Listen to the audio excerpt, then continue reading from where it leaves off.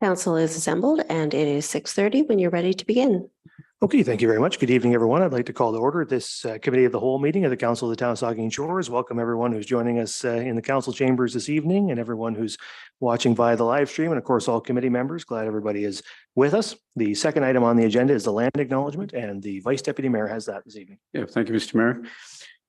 We acknowledge that we are meeting on the traditional lands and treaty territory of the Saugeen Ojibwe Nation, which consists of the Chippewas of Saugeen and the Chippewas of Nawash unceded First Nation. We understand this land holds immense significance to the people of Saugeen Ojibwe Nation. We appreciate those who live and work alongside us today and who continue the traditions of their ancestors as stewards of the land we are privileged to inhabit. We thank them for the contributions they have made in both caring for the land and shaping this community. We commit to truth and reconciliation, to acknowledging the truth about what happened to Indigenous peoples because of colonization, and to reconciliation, which begins with each and every one of us. And I just want to say, Mr. Mayor, a week ago Friday, many of us around the table attended the special day on the bridge in Southampton, and we were met by the people from Saugeen Ojibwe Nation and Saugeen First Nation, and by people from Saugeen Shores, and it was really moving to see the residents from Saugeen walk across that bridge and joining up with the people from Saugeen Shores in unity. And I know Hugh Morrison's here today, and Hugh did just a wonderful job at GC Houston that day. It really brings to light, the failures that happened many years ago, and but it gives us hope also for for a better future. So thank you, Hugh, and to everyone involved that day. It was a pretty special day. As a local government and public organization, we are dedicated to learning about Indigenous culture, to fostering a better relationship with First Nations and their people, and we commit ourselves to actions that move us forward on a path to healing along with the Saugeen Ojibwe Nation. Okay, thank you. So the next item on the agenda is disclosures of pecuniary interest. Ask any member if you have one of those you'd like to declare at this time. Seeing none, of course, you can do that anytime if you need to. We have no additions, deletions, or amendments. We do have one open forum request, and I just remind everyone that council's allotted 3 minutes for open forum presentations. And so this evening we have, as I say, one, and it's from John Willits, and he's here to talk to us about the Cenotaph project. So Mr. Willits, come on up and make sure to push the button, and the floor is yours. You have 3 minutes. Great. Thank you very much. I just wanted to thank staff and council for bringing this the Cenotaph project back forward to the council tonight. Very much appreciate that.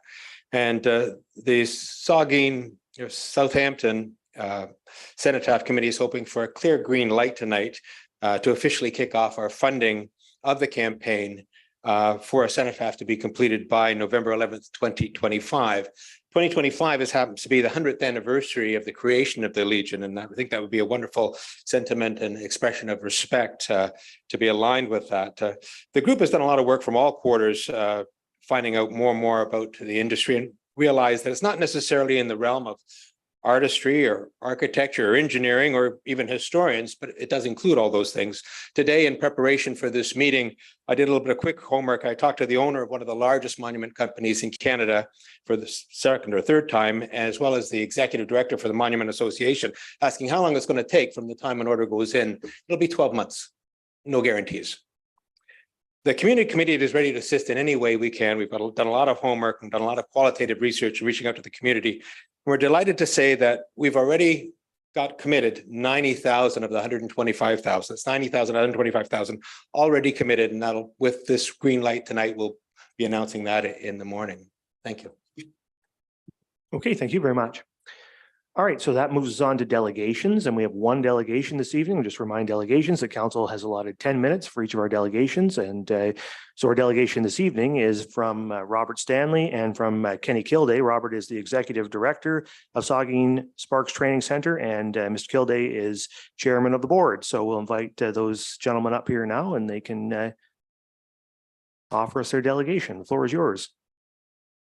See Hugh Morrison coming up as well. Thank you, Mayor.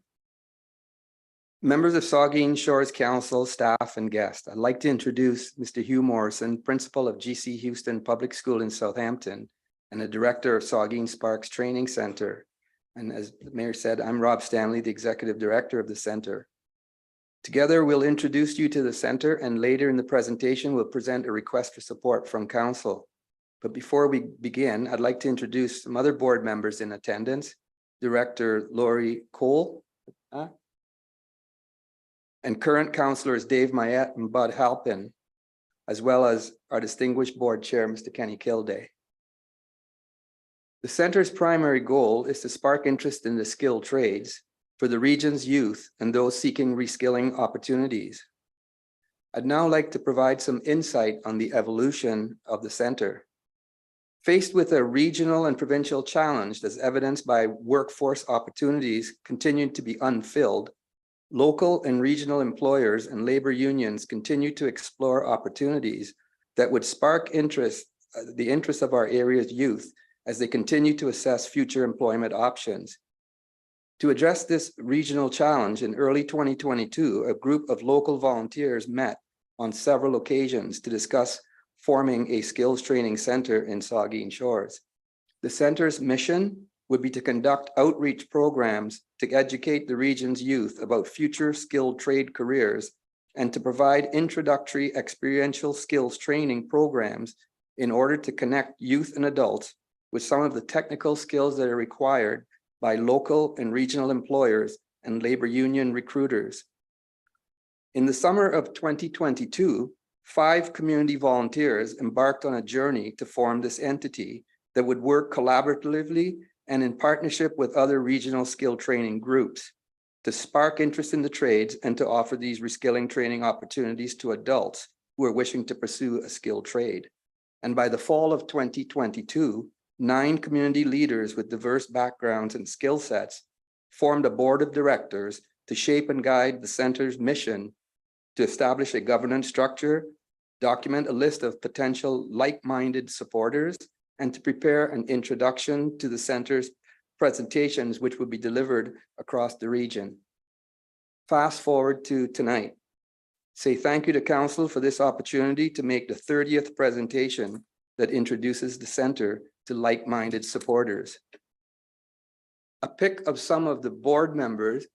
The current board includes a recently retired Blue Water District School Board Technical Education shop teacher who's currently a Saugeen Shores Municipal Councillor, a past Chippewa of Nawash unceded First Nation Education Councillor, the current principal of GC Houston Public School in Southampton, a Chippewas of Nawash unceded First Nations Councillor, 2 dual trade Red Seal endorsed journey persons who have a total of 70 years experience working in the building trades in senior leadership and union roles, 2 retired executives of a Bruce Power labor union, one who's currently a Saugeen Shores Municipal Councillor, a psychotherapist employed by the Canadian Mental Health Association of Grey Bruce, a retired former member of Bruce Power's leadership team, and a recording secretary. In order to build a holistic governance structure, the board determined that it was necessary to form an advisory committee or group comprised of a cross-section of influencers and relevant stakeholders. A 12-member advisory steering committee was established to provide strategic direction and advice to the board of directors and will ensure that the board operates within its mandate and consistent with its vision and mission. The center's mission is to provide opportunities for youth and adults to explore their curiosity and discover their interest in the skilled trades through programs, partnerships, and community engagement. And the center's mission is through hands-on learning and positive mentoring, the center will provide introductory hands-on skill development programs leading to further educational and/or diverse regional employment opportunities.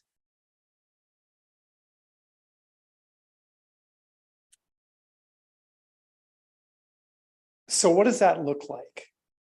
A not-for-profit training and skills development center is scheduled to begin operating in Saugeen Shores in the fall of 2023.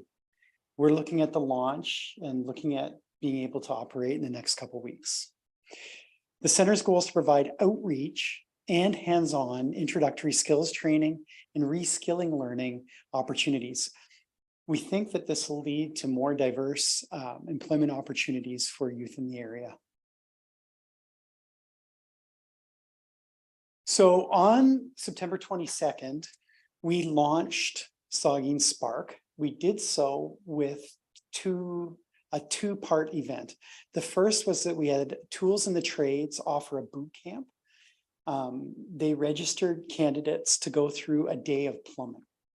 So candidates were able to network, get some hands-on experience, and get a perspective on what it would be like to enter the union. Additionally, we also had several trade unions join us for the afternoon to explain what that would look like. That included Women in Construction and OEAP as well. Tools in the Trade is an Employment Ontario program. It's funded in part by the Government of Canada and the Government of Ontario. What they let us know was that that day was one of the biggest events that they ever had. And so they were thrilled with being in the Saugeen Shores area. Speaking from a personal level, I was blown away. I had no clue that my school would look like a skilled trade center for a day. You don't automatically think of an elementary school being converted, and that's what happened. Emotionally, what I was very proud of was that we were able to weave a respect for Indigenous knowledge into the day. Additionally, we know that we had representation of almost 40% of the tools in the trades registrants were women. 20% identified as Indigenous and 12% identified as having a disability.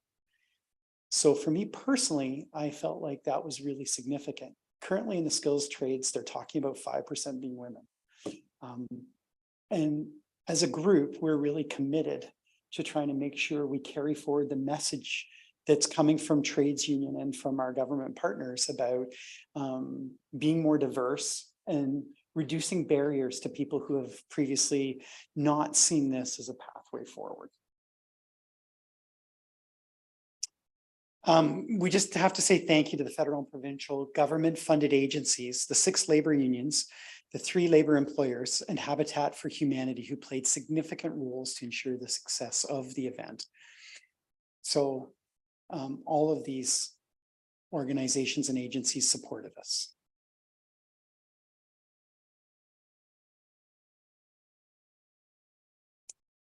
Other collaborators also attended the event on behalf of their organizations. And it's really nice to see that Saugeen Shores logo in the bottom left there, and certainly appreciated the representation.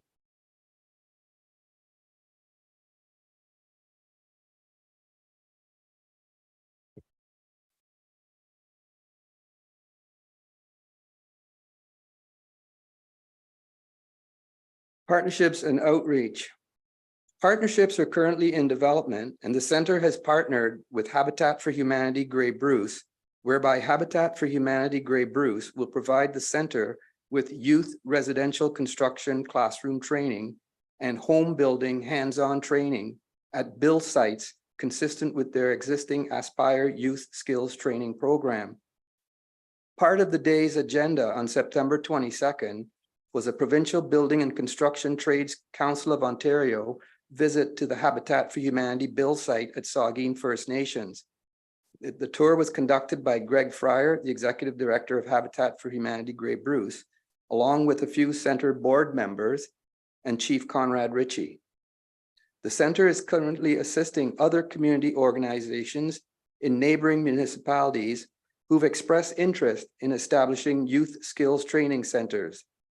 The intent is to work collaboratively with other community organizations to create a regional hub of introductory skill training centers, offering a variety of skill-based introductory training programs, which are aligned to apprenticeship standards, thereby creating pathways to the skilled trades for the region's youth and those seeking reskilling opportunities. I'll turn it over to Hugh just to give us a highlight on the program development. So extensive research into the skilled trades. We know that there's a future labor shortfall, and it's significant. And we can reference several provincial, regional publications and articles which show us that. We know we're dealing with attrition, but I think we're also looking at shortfalls in labor due to retirements. There's also a mismatch between the skills that certain job seekers have and what those jobs are that need to be filled. And I think that's the gap that we're really looking to address. That requires strategies to reduce barriers as well as providing good training opportunities. So that's multifaceted. Our center's work programs are being developed in response to some of the overarching themes highlighted in regional publications such as Bruce County's Workplace Development and Attraction Strategy from 2021 to 2025, and the Trades and Skilled Workforce Secretariat document from 2019. Some of our program goals: raising awareness of trades and skilled workforce in local schools as early as grade 6. Right, as well as offering experiential learning, reskilling opportunities locally. We're working collaboratively with regional academia, local labor unions, and other training organizations to promote pathways to the trades and skilled workforce, creating communication material and increasing knowledge to influencers, and conducting and participating in outreach events and programs such as the event we hosted on the 22nd. So we have passed over 10 minutes there, guys. So if you could get on to the request, maybe. I'm sure there'll be lots of questions from council as well. Sorry. I'm going to skip ahead to the, please. The slide here is illustrated as a pic of the current Bruce County Paramedic Services building on Green Street in Port Elgin. Saugeen Sparks Training Center's facilitation of the Tools in the Trade event has sparked the flame for future outreach events, partnerships, and programming opportunities. And during 2024, the center's programming will include community outreach and spring night class programming at Saugeen District Secondary School, or Senior School, sorry. As a result, the center focused its location search on a building that would be primarily used for soft skills and computer-based training, and as an information center that promotes pathways to the skilled trades. The center's request for support to Saugeen Shores Council is that the town's 2024 budget include the sum of $50,000, which would finance the lease of the current Bruce County Paramedic Services building on Green Street in Port Elgin. The center would assume responsibility for maintenance costs, utilities, and other expenses during the period of the lease. And in conclusion, establishing a center focused on sparking interest in the skilled trades through outreach and hands-on training is an important initiative to address and help bridge the province's skilled trades gap. Such a center can play an important role in the empowering of young individuals and promoting the importance of skilled trade careers. The center represents the municipalities and the county's shared commitment to fostering a sustainable and prosperous future. As technology advances and industries evolve, skilled trades remain the foundation of progress. An adequately trained and agile workforce will help to secure our local businesses and will attract new industries, encouraging economic diversity and resilience. Thank you. Thank you guys very much. And so we will turn it over to members for questions or comments. But before we do, just with regard to the specific request, what will happen after tonight is we'll refer that to our staff and then it will come back to council, I would guess, as part of the 2024 budget deliberations. So that's how that will be handled going forward, just so we're all clear. And with that, I'll ask if there's questions or comments. Start with the Vice Deputy Mayor and then work our way down the table. Yeah, thank you, Mr. Mayor, and Robert and Hugh and Kenny. Thanks for the presentation. I attended your big day on September 22nd, and it was just the turnout was remarkable.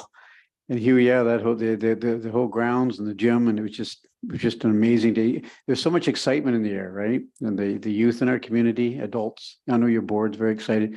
Your enthusiasm is contagious, and I'm a huge supporter of what you're trying to do here. And in skilled trades, there's such a shortage, here in Saugeen Shores across the province. And you're bringing that skilled trade center right here to Saugeen Shores, and it's really quite remarkable what you've done. Is really quite incredible. And you announced, I think, that $100,000 donation. Boost Powers announced that day, which was really huge. And so I wish you all the best. I think that when it comes to budget, there's going to be a lot of requests. It's going to be a tough budget year next year in 2024. But I know for one, I'll be in all likelihood be supporting it. I think it's just, I guess the question I have is, Robert, it's in committee, it's a one-time funding. It's not something that's on a yearly basis. You're looking for $50,000 one-time funding. Is that correct? Yeah, actually, the plan is the money that was donated by Bruce Power was based on an ask to purchase a vehicle because the vast majority of our programs will be outreach, where we go to schools and we go to the First Nations and some of our partners to deliver training. And so the ask from Saugeen Shores Council will get us through a year because the funds that we have will be eaten up. And sustainability, when you're doing these, everybody's looking for money from the same pot, which is a skills development fund. Right. And so, yes, it is an ask for a year. Okay. And we hope that we will be either having a bigger sponsor that will support us going forward for if we're looking for a land or a lease or rent for another period. So just to follow up, Mr. Mayor. So Robert, I understand the rent is for the old ambulance building, by the old Port Elgin Arena across the road. Is that a short-term solution for the training center? Is it something that you be looking something double the size, triple the size, something bigger eventually, but just to get you through the first year, maybe, is that, so it's just a short-term solution? Yeah, they've said that, they will extend the lease going forward. So it's a default going forward. But like I said, outreach is our main goal. So the use of the center would be as an information center where we can meet and do some CBT training, et cetera. Right. And so we don't need a big building. And hopefully in 2025, we can see our way to looking at something bigger in Saugeen Shores, and hopefully we can help fund that. See, Mr. Mayor, I just want to say thank you. You did. No, Robert, I know you personally did a ton of work on this, and I know you had a good committee work. You had a great board, and I say the enthusiasm is contagious, but I know you personally did a ton of work on this. I know that for a fact. And I just want to say thank you for all your efforts. You're doing a great job, and it's going to be a great thing for Saugeen Shores. Thank you very much. Yep. Okay, thank you, Councillor Grace. Thank you, Mr. Mayor, and thank you very much for the presentation. There are so many layers of this that are wonderful. The collaboration partnerships that you have with the Blue Water School Board and the labor unions and local experts who are skilled tradesmen and tradeswomen, the diversity that you described, the collaboration and partnership with First Nations. I mean, it's just many, many possibilities. I know Councillor Davinsky and I went out last spring, I guess, is it summer? When we went out to visit the build site, Habitat for Humanity build site at Saugeen, and that's a great project, and you can see the tangible result of the good that it's doing those families. But what this does is to give that training and inspiration to those young people and people who need retraining. So thank you very much. It's a wonderful project, and I'm looking forward to our discussion of it in the budget. Thanks. Thank you. Okay, further comments, Councillor Davinsky? Thank you, Mr. Mayor. Thank you for your presentation. It's something whose time has come. As a matter of fact, it should have come long ago, but it's here now. First, a comment, and way back when I was going to school, the thought of, they weren't even called skilled trades, but the thought of trades was called manual training, which is a terrible name to put on it, but that was the name that was on it. And in school, you had three choices. You either worked at woodworking or metalworking or electric, but it was all manual training. And I did all three, mostly poorly, because I'm not so inclined to that type of talent and skill, and it is a skill. In any event, because of the name it had, it sort of downplayed the importance of skilled workers in the workplace. And we're talking Hamilton here. Hamilton with the steel companies and the car works companies and so on, International Harvester, they needed skilled workers. But it was called manual training, and you were led to believe that so-called white collar jobs were the route to go, or else you weren't a success. These people have shown, and the open house you had shows that that's not the case anymore. And the outreach is exactly what you need, because we'll do fine here, but we've got to let other people know, and you've got to get out there and show them.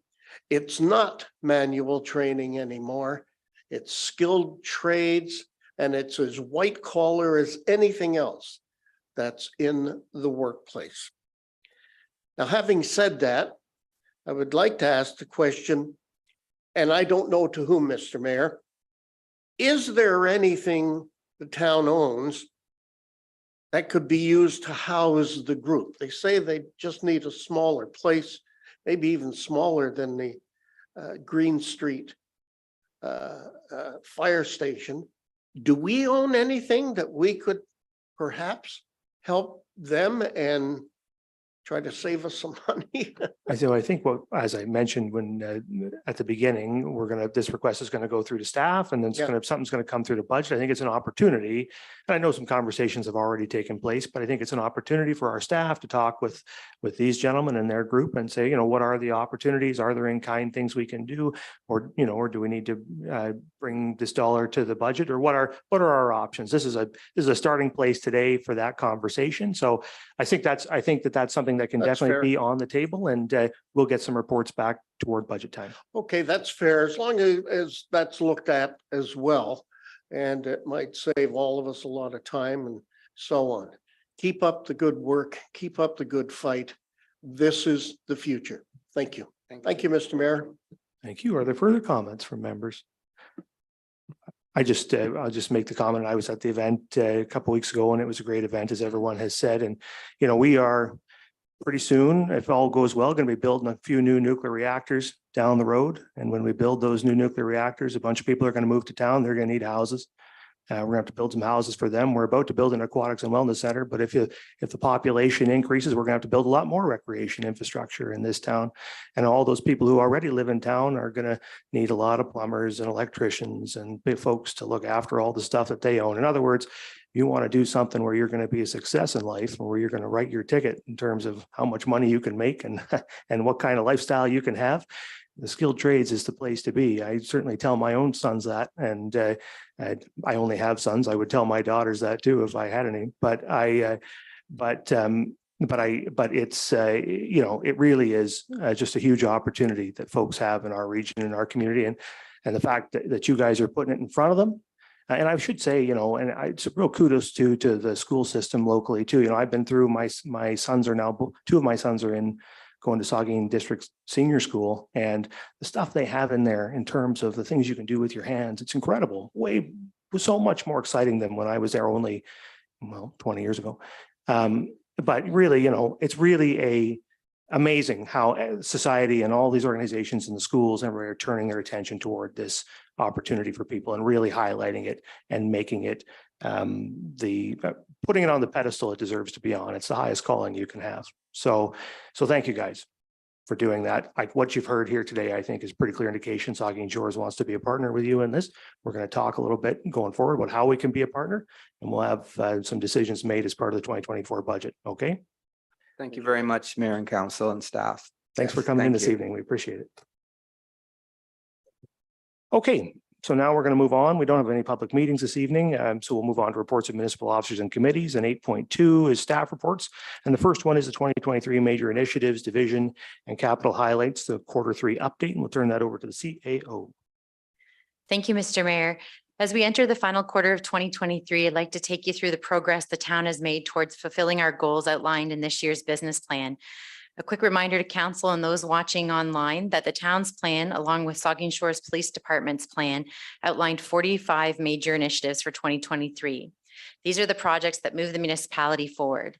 In my report, I've also attached the progress on the 69 division highlights and the 46 capital highlights. Overall, the major initiatives are trending at a 71% completion rate. This is slightly behind, but we see no major issues preventing them from being delivered by year end. Our division highlights are at 65%, which is behind schedule, but there are two contributing factors for this. One is related to staff recruitment timelines, and two is related to the budget approval happening in March versus normally in a normal non-election year in December. Capital highlights are at 69% and tracking well as we move through the construction season. I like to spotlight some of the work that each department and division has done this quarter to keep the town on track. With our Human Resources Department on August 17th, the town hosted the staff's annual appreciation barbecue at Pioneer Park. The mayor and members of council were able to join most of our staff to enjoy a delicious meal and lunch together. I'd like to ask council members to save the date for November 17th, which is when we'll host our annual Employee Service Recognition Luncheon in Rotary Hall to celebrate our staff's dedicated service. The fifth cohort of the Saugeen Shores Leadership Excellence Achievement Program, or LEAP, started on September 13th, and we are excited to see full classes complete both our talent development and emerging leaders streams this fall.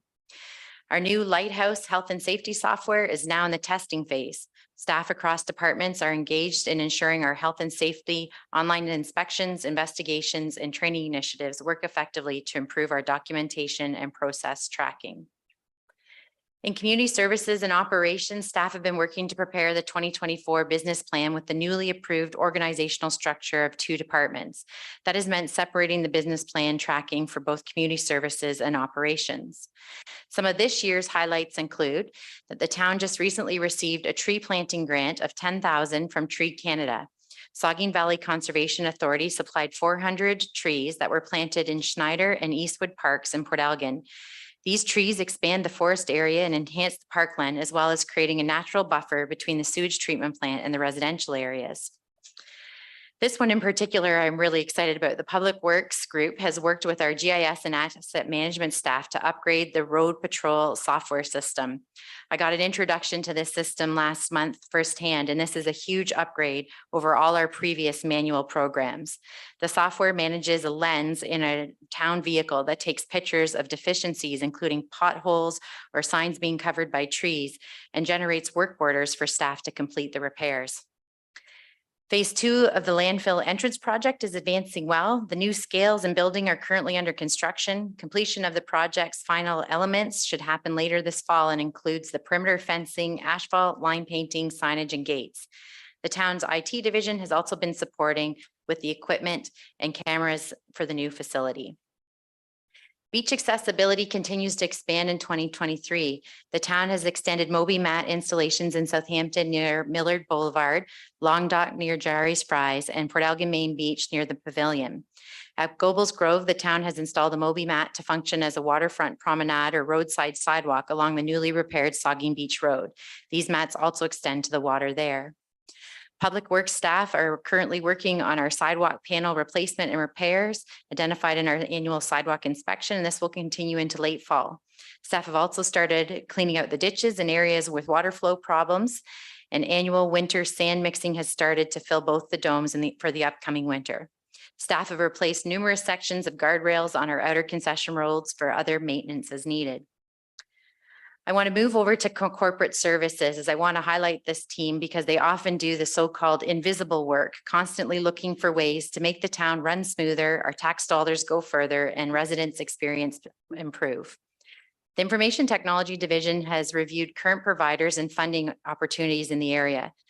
Since this was last discussed with Council, the province of Ontario has provided over $18 million in funding to an internet company called Explore to build fiber and fiber-led wireless broadband services for rural residents. Staff will issue a request for expression of interest to Explore, as well as other private providers, to see what can be done in order to use town lease spaces and increase the coverage for our rural areas. IT has also worked with our operations and finance staff to roll out additional forms for residents, such as our new request for water meter readings. The goal is overall is to increase our online payments and reduce residents' need to visit our office where possible. The digitization of town's paper record is substantially complete and staff are currently scanning some really large drawings. The Laserfiche, which is our program, is underway with staff training for the software. The town will complete this digital record migration in the fourth quarter, along with integrating into the Microsoft SharePoint environment. Council endorsed the council composition and ward boundary review to be included in the proposed 2024 business plan. And on approval of that business plan, the town will issue an RFP that would integrate council's comments to form the scope of work. Clerk and finance staff have also drafted a community donation policy for consideration on tonight's agenda. The policy recommendations will help council by establishing a standard process for receiving and budgeting requests from community partners for financial and in-kind support. Corporate Services has been working hard over the last couple of months to lead staff from all areas to identify 10 years worth of operating and capital projects for inclusion in our long-term business plan for the town. Staff are in the process of prioritizing business initiatives and making final calculations for circulation to council in November and presentation to council and the public on November 22nd and 29th. Quickly to sum up, the finance is issuing an insurance RFP in early October, and along with development services, the finance team have also just closed out an RFP for our 2024 fees and charges review for consideration in the business plan. Switching to development services, I'd like to explain some of their numbers. The department's completion rate for its major initiatives is at 51%. This is is in due part to the town deferring the natural heritage and environmental policy review to next year. The town did this to ensure that the county's official plan needs to address key provincial policy changes and the municipal needs needed to conform to those. With the delay at the provincial level, it's meant a delay for both the county and the municipality. Another factor was that several projects started later in the year. As I mentioned, this was either because we couldn't start until the second quarter or the town team was managing resources. However, the capital highlights completion rate of 65% is impressive, given the work's seasonal nature and that the team completed or advanced some carryover capital projects from previous years. The development charges update in Q2 and through Q3 was not in the 2023 business plan. This shifted some of the timelines for work in the planning and development division. The projects to develop an alternative development standard for cottage streets and to develop an urban tree canopy plan both got underway in Q3. The Cultural Heritage Master Plan project is poised to start in early Q4 and will extend until mid-2024. Now that the Development Services Officer is on board, the Planning Division is fully staffed and the team is looking forward to closing out key projects in Q4. Also of note, the foundation is laid by our Development Services team for the Striking Committee to consider standing up an Environmental Advisory Ad Hoc Committee in Q4. Engineering has completed or has kept on advancing the Concession 6 reconstruction and innovation park site infrastructure, and it's on track for completion this year. We also held a public information center for the McNabb Street Highway 21 intersection, which was attended with about 100 people, and we had over 500 comments submitted as well. Council can expect the final report with recommendations in Q4. The town issued building permits for the Fuse apartment project, and this is exciting development will create 322 apartment units in Port Elgin. The bylaw and building division have also completed the work on the Clean Yards bylaw, which is on tonight's agenda for adoption, and now will turn their focus to updating the sign bylaw in Q4. Fire and Emergency Management has completed the community risk assessment and submitted it to the province. Council received the community risk reduction plan on September 25th. The department has also done a thorough assessment of firefighter certifications. The province has approved course enrollment for Fire Officer 1, Firefighter 1 and 2, and pump operations. This testing will take place in Saugeen Shores in November, and this greatly reduces the need for firefighters to leave town to complete the training. The public education team has been holding planning meetings to start drafting the team's scope of work. Hirings and orientation are now complete, and the programming began running in July. The team has received a very positive response from the public from their initial campaigns. The department is holding a firefighters award night on October 14th at Rotary Hall. The group has sent invitations to firefighters, retirees, and dignitaries and has already received several RSVPs. The provincial awards are in and the federal awards are on their way, and we're all looking forward to that evening coming up. Emergency Management has ordered a backup generator for the alternate emergency operations center with a planned installation in Q3 of 2024. Bit of a backlog on the generator. The vendor has submitted generator drawings and a performance schedule. The communication requirements are planned and the emergency control group bags are in place. Once again, I'm very pleased with the staff and everyone's performance, their diligence and willingness to hit the major goals that have been approved by council for 2023, as well as the high standards that they've set for themselves. I also want to remind members and our residents that while we are continuing our commitment to transparency and accountability, we are doing work this year with a provider to put these work plans on our website so everyone will be able to see and follow along in 2024. I'm happy to take any questions or comments from council. Thank you, Mr. Mayor. Okay, thank you. So there is a recommendation that council receive the 2023 Major Initiatives, Division and Capital Highlights, Q3 Update Report for information. Are there questions or comments? The Vice Deputy Mayor. Thank you, Mr. Mayor. I had just five quick questions and they won't take long to answer. If staff want to write these down, I'll just go through them quickly. One was the Jubilee Park Rehabilitation Project in Hellawell, what that start date is for that consultants report and community consultation. My second point was about the cultural heritage study. It's great to see it's moving ahead. Has that gone out to tender yet? I see it's the last quarter, but what has been done so far in terms of where we're at with that report? Cedar Crescent Village, I'm just wondering about building permits. I continue to be asked from members of the community, when will they be in the ground? So I'd like to hear if staff can comment on building permits been taken out and for what. I'd like to know about the new wellness center. And I was at the sod turning, of course, and we talked about a couple of weeks, but what is the first day that you will see machinery actually start to move soil? And my last one was about McNabb Street. And that's about the Highway 21. In the background analysis is roundabout McNabb, Highway 21 pre-engineering 80% for a roundabout. But that decision has not been made, just to be clear, correct? So I just want to have that answered. We'll So turn those over are my to 5 CAO. points. Thank you, Mr. Mayor. The only one I'll maybe turn over to the Director of Development Services is just the Cultural Heritage Master Plan and where that work is at. Jubilee and Hellawell Park have been, the RFP went out for that. It just closed. Staff finished their review of those and I believe are awarding that this week. The Cedar Crescent Village, both building permits have been issued for the project. So that means all the building permits have been issued for the project. The developer has 2 years from issuance of the building permit to start that construction, and staff are working to get a development schedule for that project. The wellness center, we're hoping to see in the next 2 weeks. We'll see the dirt moving, for lack of any better words on that one. We'll see that dirt moving around the next couple of weeks. And McNabb Street, the decision has not been made on that. There will be a report back to council for consideration on that. Thank you. Just as a quick follow-up, Mr. Mayor, the BMX track, there are no provisions to replace the BMX track. Is that correct? Yeah, thank you. Through you, Mr. Mayor. No, that is correct. The BMX track has been decommissioned for a couple of years now. Yep. Thank you. Okay, further questions from members? Oh, sorry, I have to go over to the Director of Development Services. Sorry. Thank you, Mr. Mayor. For the Cultural Heritage Master Plan, the terms of reference for the request for proposal are very close to being complete. The next step will be to take those in draft form to the Heritage Committee for their input.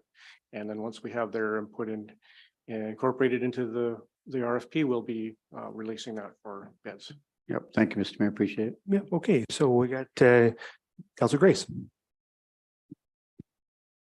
Thank you very much. I want to start off just by saying that I really appreciate the detail and just as you say, it's a transparent accounting for us to be able to follow along, and so that's much appreciated. I do have another question about that relates to the Cedar Crescent Village development, but also the Port Elgin waterfront detailed design. And for that, the update says that as of the 20th of September, terms of reference and requests for proposals to build on that existing conceptual design have been prepared. Could you provide any more information on the timeline for that, or how the public may be involved in that? The CAO. Thank you, Mr. Mayor. As the update notes, staff have been working on that. We're very mindful of timing in relation to the Cedar Crescent Village project. So as I noted in the previous question, we are looking to see if we can get a secured development schedule for the Cedar Crescent Village, and then that'll allow us to outline the timeline for that waterfront work. So we want to just be very mindful of how those two projects are staged with one another. So we'll need that development schedule so we can frame that up on our, so we're sort of in a bit of a pause while we wait to get that development schedule. Councilor Grace. Just a follow-up, and so will there be opportunities for the public to weigh in or give some feedback on the design? Yes, absolutely. That's the intent. Thank you for the question. Okay, further questions from members, the deputy mayor. Thank you. And through you, I have a list too, but I'll try and limit it down to 5 to follow the vice deputy mayor's example. A couple of them are just for clarification of some of the language used. Maybe I'll start with one of those. In a number of places through the charts and this introductory comment, there's commentary that says something has happened, which has enabled an RFP. Sometimes it's background research has been done. Sometimes it's terms of reference. There's an expression though that's used a couple of times. It says a project charter has been completed. I just would appreciate just a couple of comments about perhaps what's so distinctive about a project charter as opposed to terms of reference, because it's just a term I hadn't seen before in a lot of documents. So that's one question. The CAO. Yeah, through you, Mr. Mayor, the project charter is an internal document that we use as staff. So it outlines who's sponsoring the project, who are the project team members, what are the deliverables, any risks related to the project and the project budget and timeline. So it's an internal document we use to stand up the project. Okay, thank you for that. Also, there's mention in one place, either on a chart or in some of the commentary, about some interest in short-term rental situations. I didn't pick up specifically when that might show up in the plan is, and I'm assuming it's in 2024, but do we see that as a Q1, 2 or Q3, 4, early or late? That's The CAO.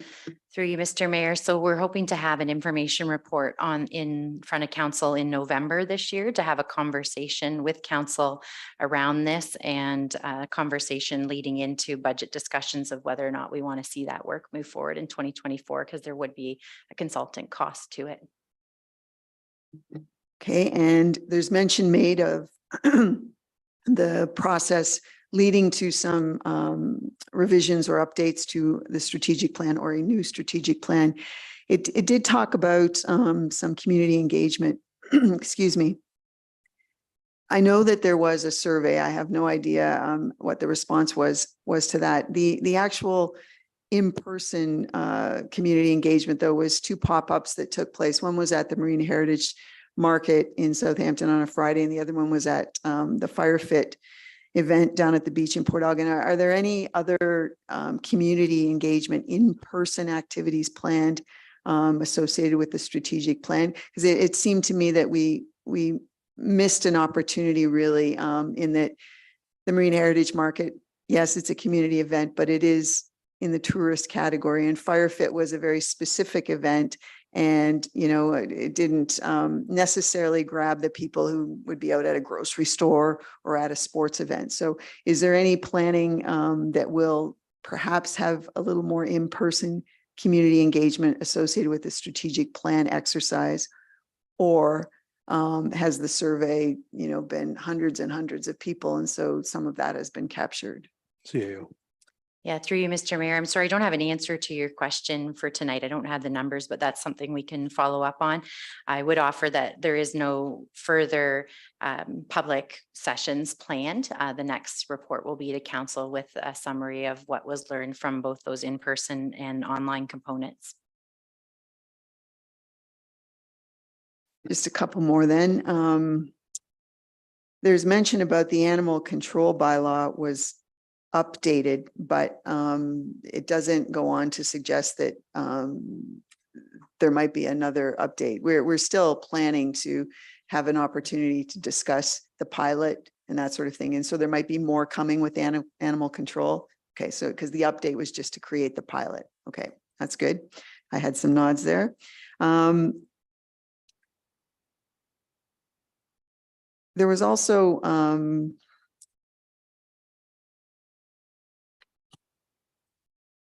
as a couple people have mentioned, actually the Vice Deputy Mayor mentioned about Jubilee and Helliwell. I believe North Shore Park is in that process too, right? Just for confirmation. Thank you for the question. North Shore Park was tendered separately, but is following similar timelines, but it's its own separate project. Jubilee and Helliwell were tendered together. Okay, two more. And this might be a question that you send off to somebody else. In the chart, it mentions that we now have a welcoming community action plan. I just would appreciate a little clarification as to how does that actually function in reality in the community. It's good to have a plan, but are there any examples of how people access it or how it plays a role in getting it out there? And I think there's been some signage, so that might be part of that welcoming plan. But is there any other examples? Because it sounds great, and would be wonderful to hear a little bit more about it.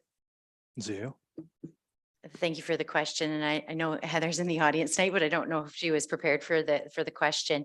The action plan is the town's action plan on how we will move forward on becoming a welcoming community. So our first step in that was to become rainbow registered, and we just completed that about 4 to 6 weeks ago.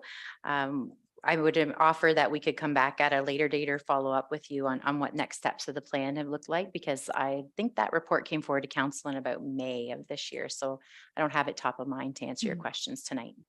Well, it just sounds like it's something that will have benefits. So we should keep it rolling along with some community celebration of the success of it.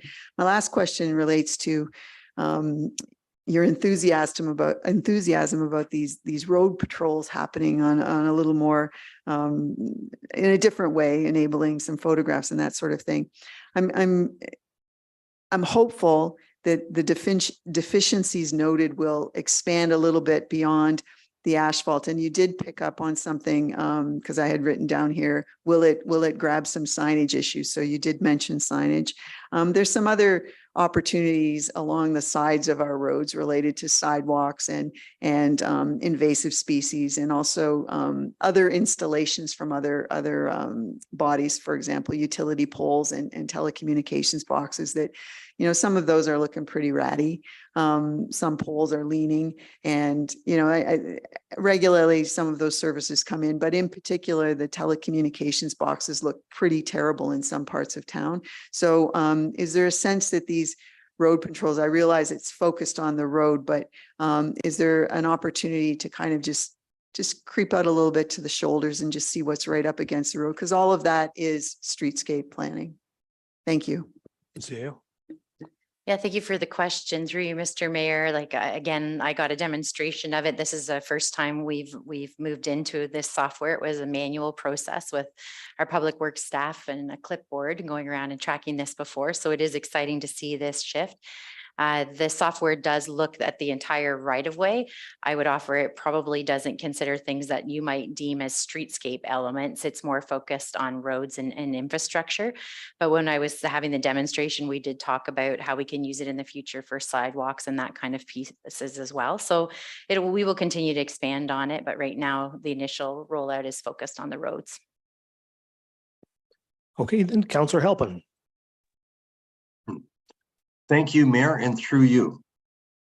First of all, mine is just more of a comment. I want to thank the CAO and the staff for an excellent report. And in a lot of ways, it makes my job as a councillor a little bit easier, because when people ask me questions, I'll often refer right to these reports. And I just hats off to you. I think it's great information. Keep up the good work. Thank you. Yeah, thank you. All right, so we'll go to Stack and then back to Grace.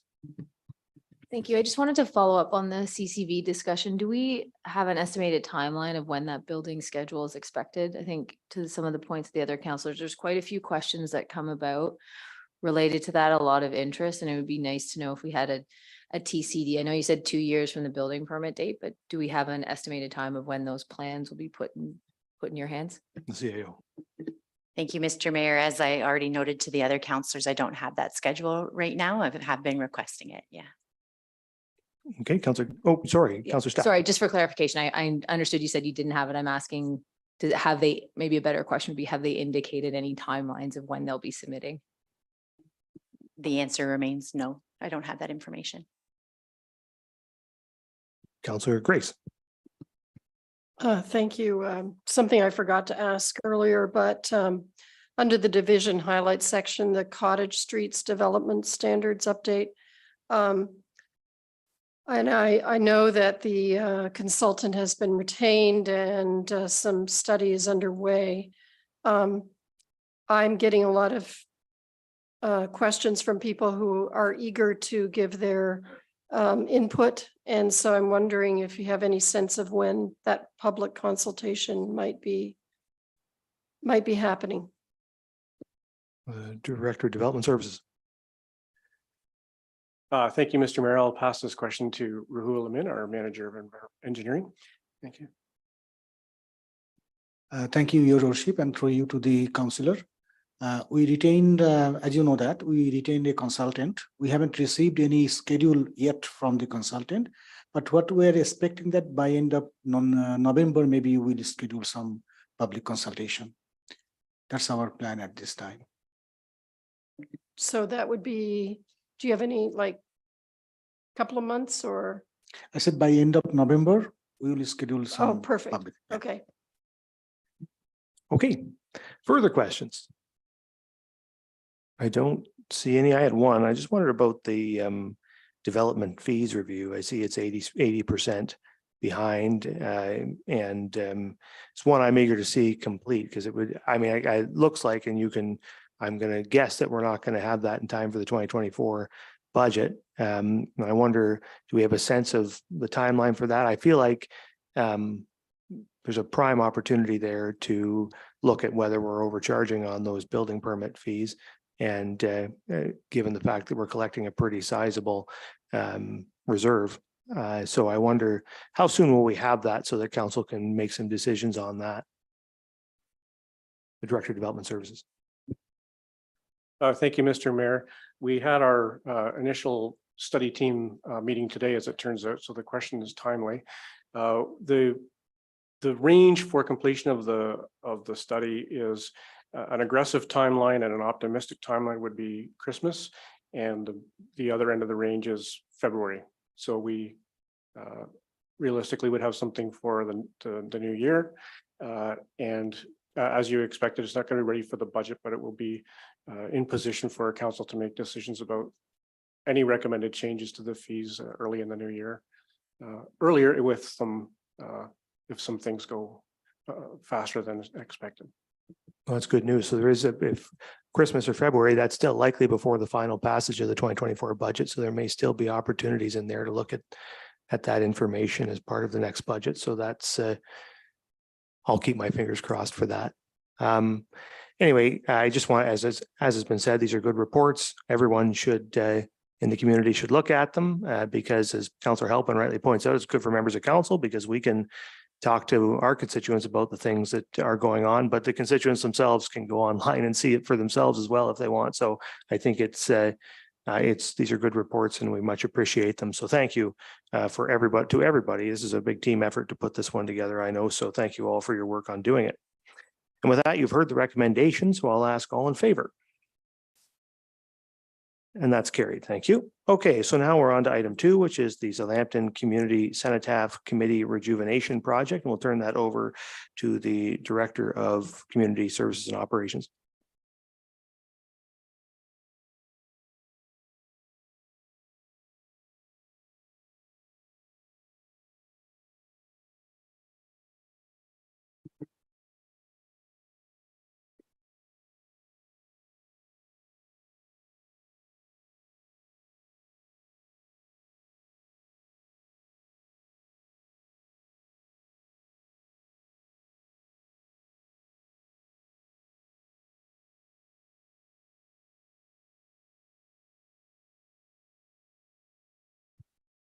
I blame Ed. Is that okay? Okay, so at the September 11th, 2023 Committee of the Whole meeting, the Southampton Community Cenotaph Committee delivered a delegation regarding the Southampton Cenotaph Rejuvenation Project. Following the delegation, direction was provided for staff to return with a report outlining a path forward and a recommendation to advance the project. So the existing cenotaph was constructed in 1962. The committee's goal is for the renewal of the commemorative monument and surrounding boulevard space. The rejuvenated cenotaph will be the setting for proper reflection, honor, and paying respect to those who served. The cenotaph is the location for the annual Remembrance Day ceremonies. The vision of the rejuvenated space will provide an accessible venue to encourage education and express gratitude and remembrance throughout the year. The committee's preliminary cost estimate for the project is $250,000, and they are requesting 50% funding from the municipality and 50% raised through community fundraising, which we heard John speak about tonight. And also we heard, John, that the committee is committed and is eager to begin the fundraising for the portion of this project.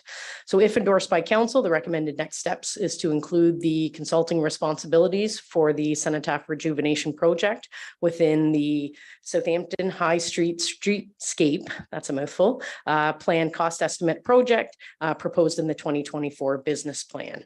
And that is scheduled in Q1 of 2024 if approved by council. If the retaining consultant is approved through the business plan, a report with the public and community partner engagement results, recommended design and construction budget will be presented to council for approval prior to construction. So it's anticipated that the project consultation and planning will occur in Q1 of 2024 with construction starting in 2025. Grant opportunities will also be explored for the project through our resources with grant match. We heard John speak a little bit tonight also about lead time for certain elements and certain construction materials for the project. And also too, in speaking with the manager of engineering, is where the cenotaph is currently located. It's in the heart of phase 1 of the streetscape program, which council will see proposed through the business plan for construction in 2025. So that we feel that there's some good synergies there to have those two planned, designed, and constructed at the same time. So the recommendation before you tonight is that council endorse the Southampton Community Cenotaph Committee fundraising goal of $125,000 and direct staff to include the maximum municipal contribution of $125,000 in the 2025 business plan for consideration. So we're happy to take any questions. Okay, thank you. So the director's read the recommendation. So I'll ask if there's any questions or comments from members. Start with Councillor Davinsky and then the Deputy Mayor. Thank you, Mr. Mayor. Through you to Kristen Schreider. I feel as if we are delaying this project unnecessarily, bumping it to 2025.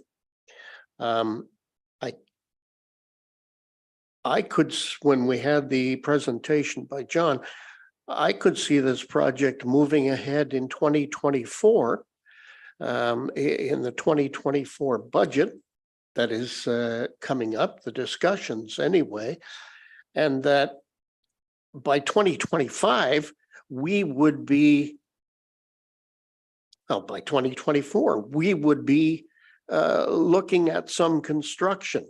As I mentioned to you earlier, in my world, my wish is that this cenotaph, rejuvenated cenotaph, would be ready in a year's time.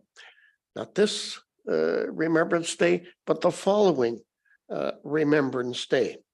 There was also mention of a need for more public engagement, and I don't agree with that at all.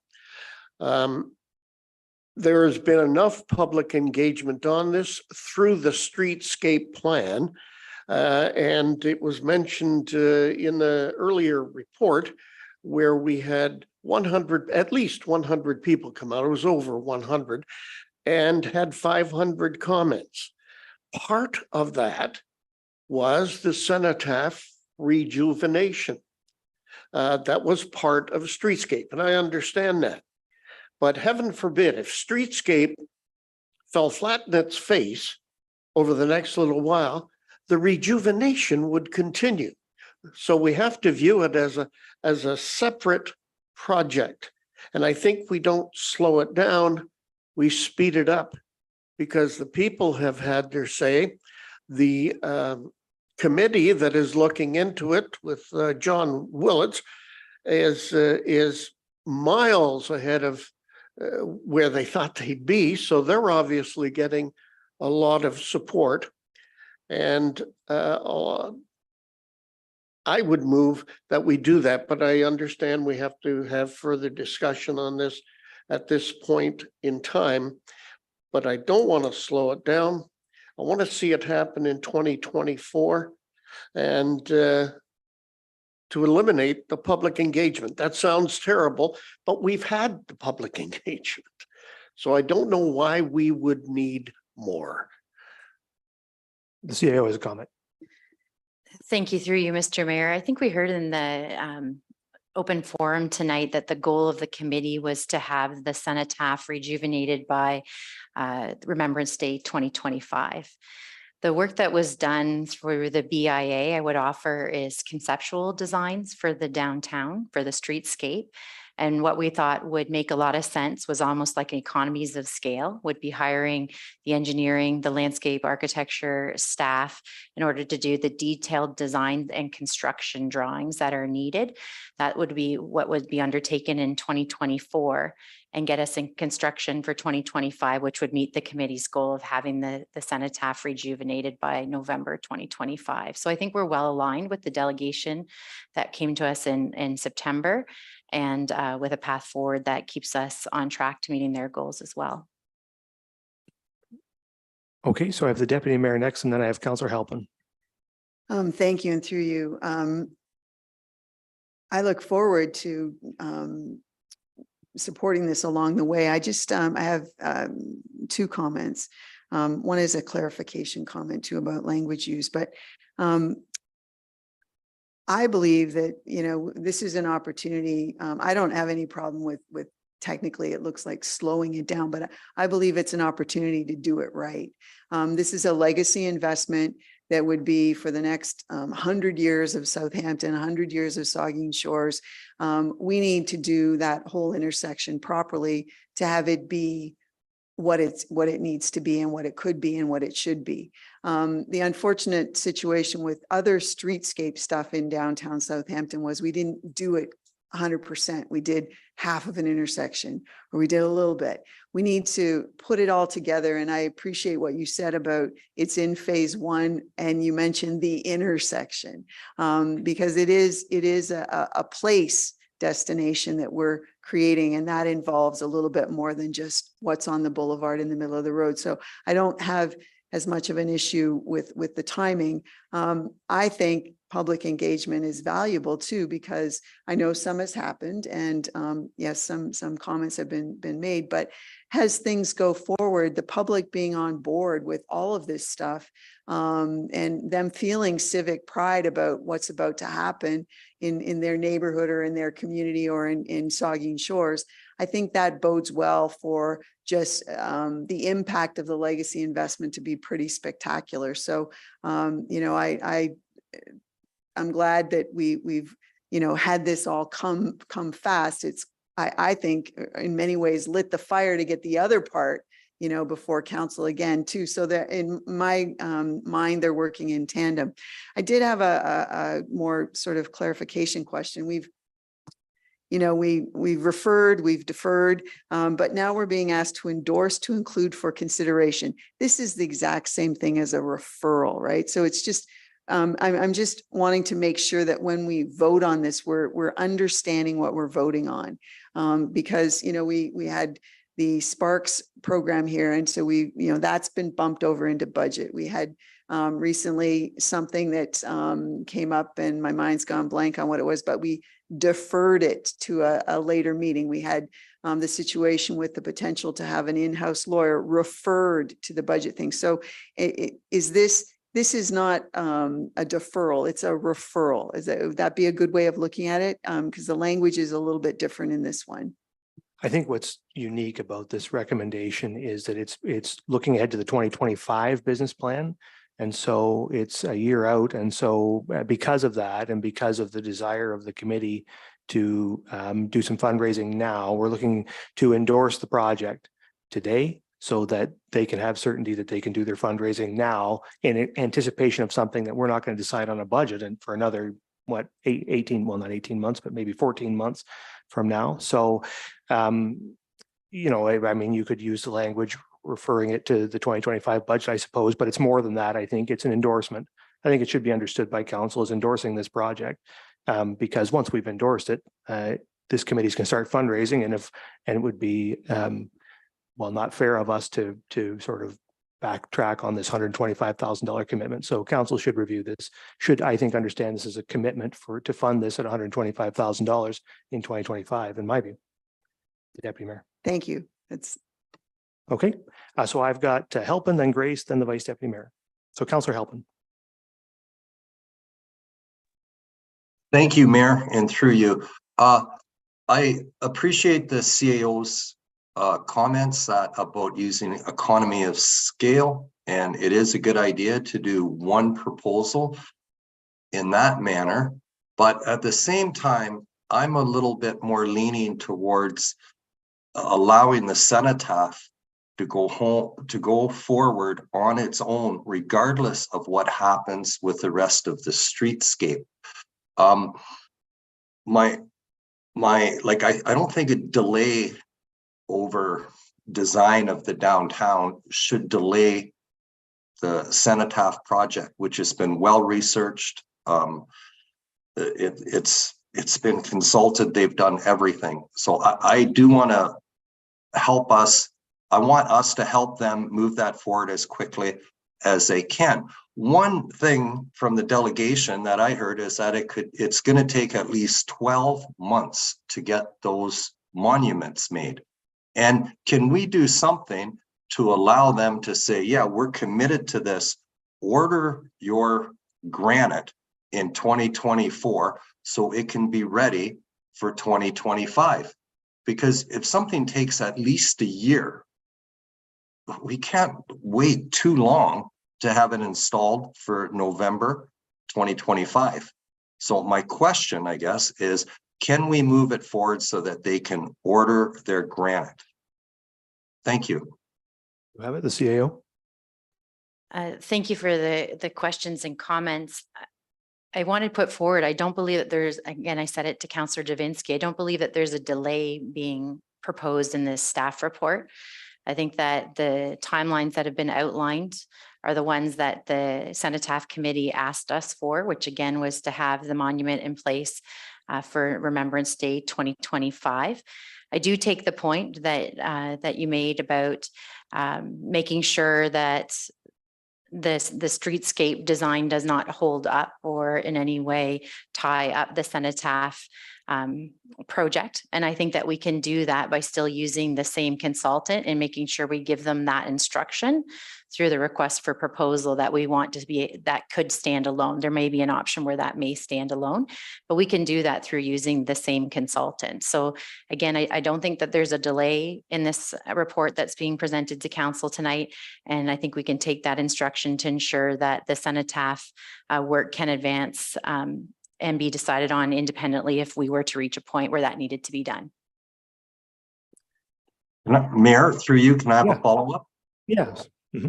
Okay, so would it be possible then for the granite to be ordered prior, you know, like, can there be something set up so that those pieces that are going to take at least 12 months, and even with a little bit of delay, you're up to 16 or 17 months, is there something that can be done to hasten that to ensure that it can be ready for that date of November 2025? Thank you. The director will answer that one. Thank you. And through you, Mr. Mayor, to the councillor, I think it's very important to make sure that the project is properly planned, specified, and that the monuments, that all of the foundational and structural requirements are thought of ahead of time prior to rushing an order of the monuments.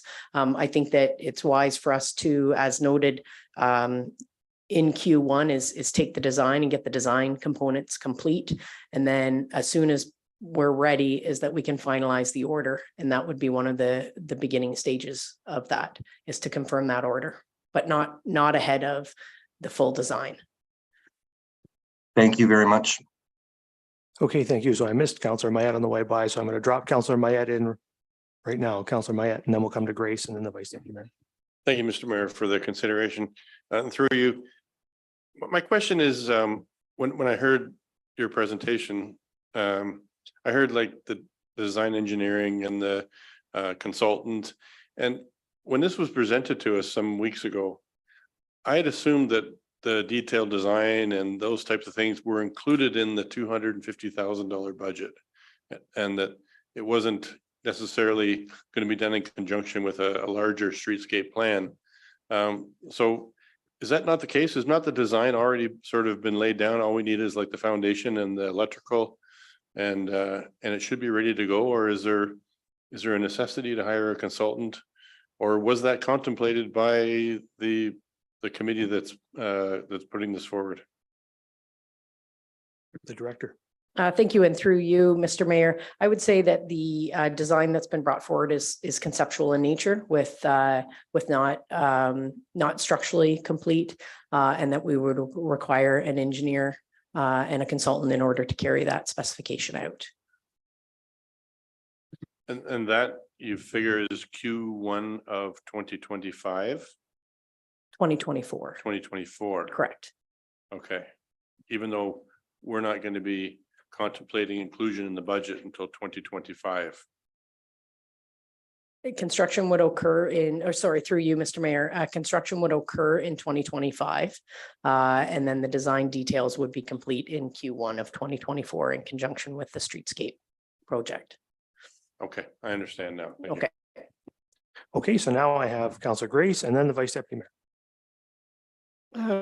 Thank you, Mr. Mayor. And thanks for all the discussion and questions from my colleagues and comments, because there are a lot of questions that I had that have already been answered. I do think public engagement is appropriate, with all respectfully to my beloved colleague, Councillor Davinsky. I worked on the BIA Streetscape Committee for a long time, and in my memory, I don't believe that the actual cenotaph design that was put forward by the Cenotaph Citizens Committee was included in the presentation to the public. And so I think it's appropriate, and I think it's a good thing, because I think that this could be another opportunity for fundraising on the part, more support for the project. I don't believe that the design has been widely distributed to the general public. So I think that's a good thing. I'm encouraged to hear about the fact that we're mindful of the streetscape design and trying not to let that bog down, pushing this forward in an appropriate timeline, to get that ordered. I also appreciate what the director is saying about the need for us to have our own experts look at this, engineering experts, to make sure, given the, I'm sure, significant weight of the monuments that are being proposed, how that will fit in. We already know that the current cairn is sinking into the ground as it is. So we need to make sure that, as the deputy mayor said, this is a legacy project. It's public land. We have a duty to make sure that it's going to work and it's going to be there for 100 years or longer. Thanks. Thank you, the Vice Deputy Mayor. Yeah, thank you, Mr. Mayor. And I think this project's going to happen. We're moving forward with the refurbishment of the of the Southampton Cenotaph. So, you know, tonight, the $125,000, I think there's a pretty strong commitment. I think around the table, and Mr. Willis is here tonight, and I think they just want to get on with their fundraising campaign. And I think you're probably going to get a pretty good indication here tonight that we want you to do that. But really, and Councillor Davinsky and Councillor Helpin, thank you. I think, John, you've done a great job with the Streetscape Committee, this version. There has been a lot of consultation about that plan. And I certainly would not want to see it get further bogged down with further consultation from that respect, because I think a lot has happened. And as you say, if it fell flat in his face, this project's going ahead. You know, the Southampton Cenotaph is going ahead. And what I heard you say, Kristen, Director, is really pleased me was that the RFP will be Q1. And I think that's good news, because I talked to John today, and he called the owner of a major monument company and asked the question, how long is it going to take by the time we place the order for that big monument? 1 year. Back it up to November of 2025. Back it up, and if we don't get our budget approved in February, March, you know, and then we go for a request proposal, council approves it in the summertime, you know, you're pretty close to November 2025. So I think, Raj, when you mentioned about Q1 is really good, and I hope we stick to that, because Councillor Helpin's correct. You know, that granite, it's going to take a year, and so if we get that request proposal out the first quarter, get out to tender and award something in April, May, we can make that deadline. So I'm really pleased to hear that Q1's been talked about, and you know, this committee's raised $90,000 already of their 125, and they'll surpass their goal of 125. I know they will.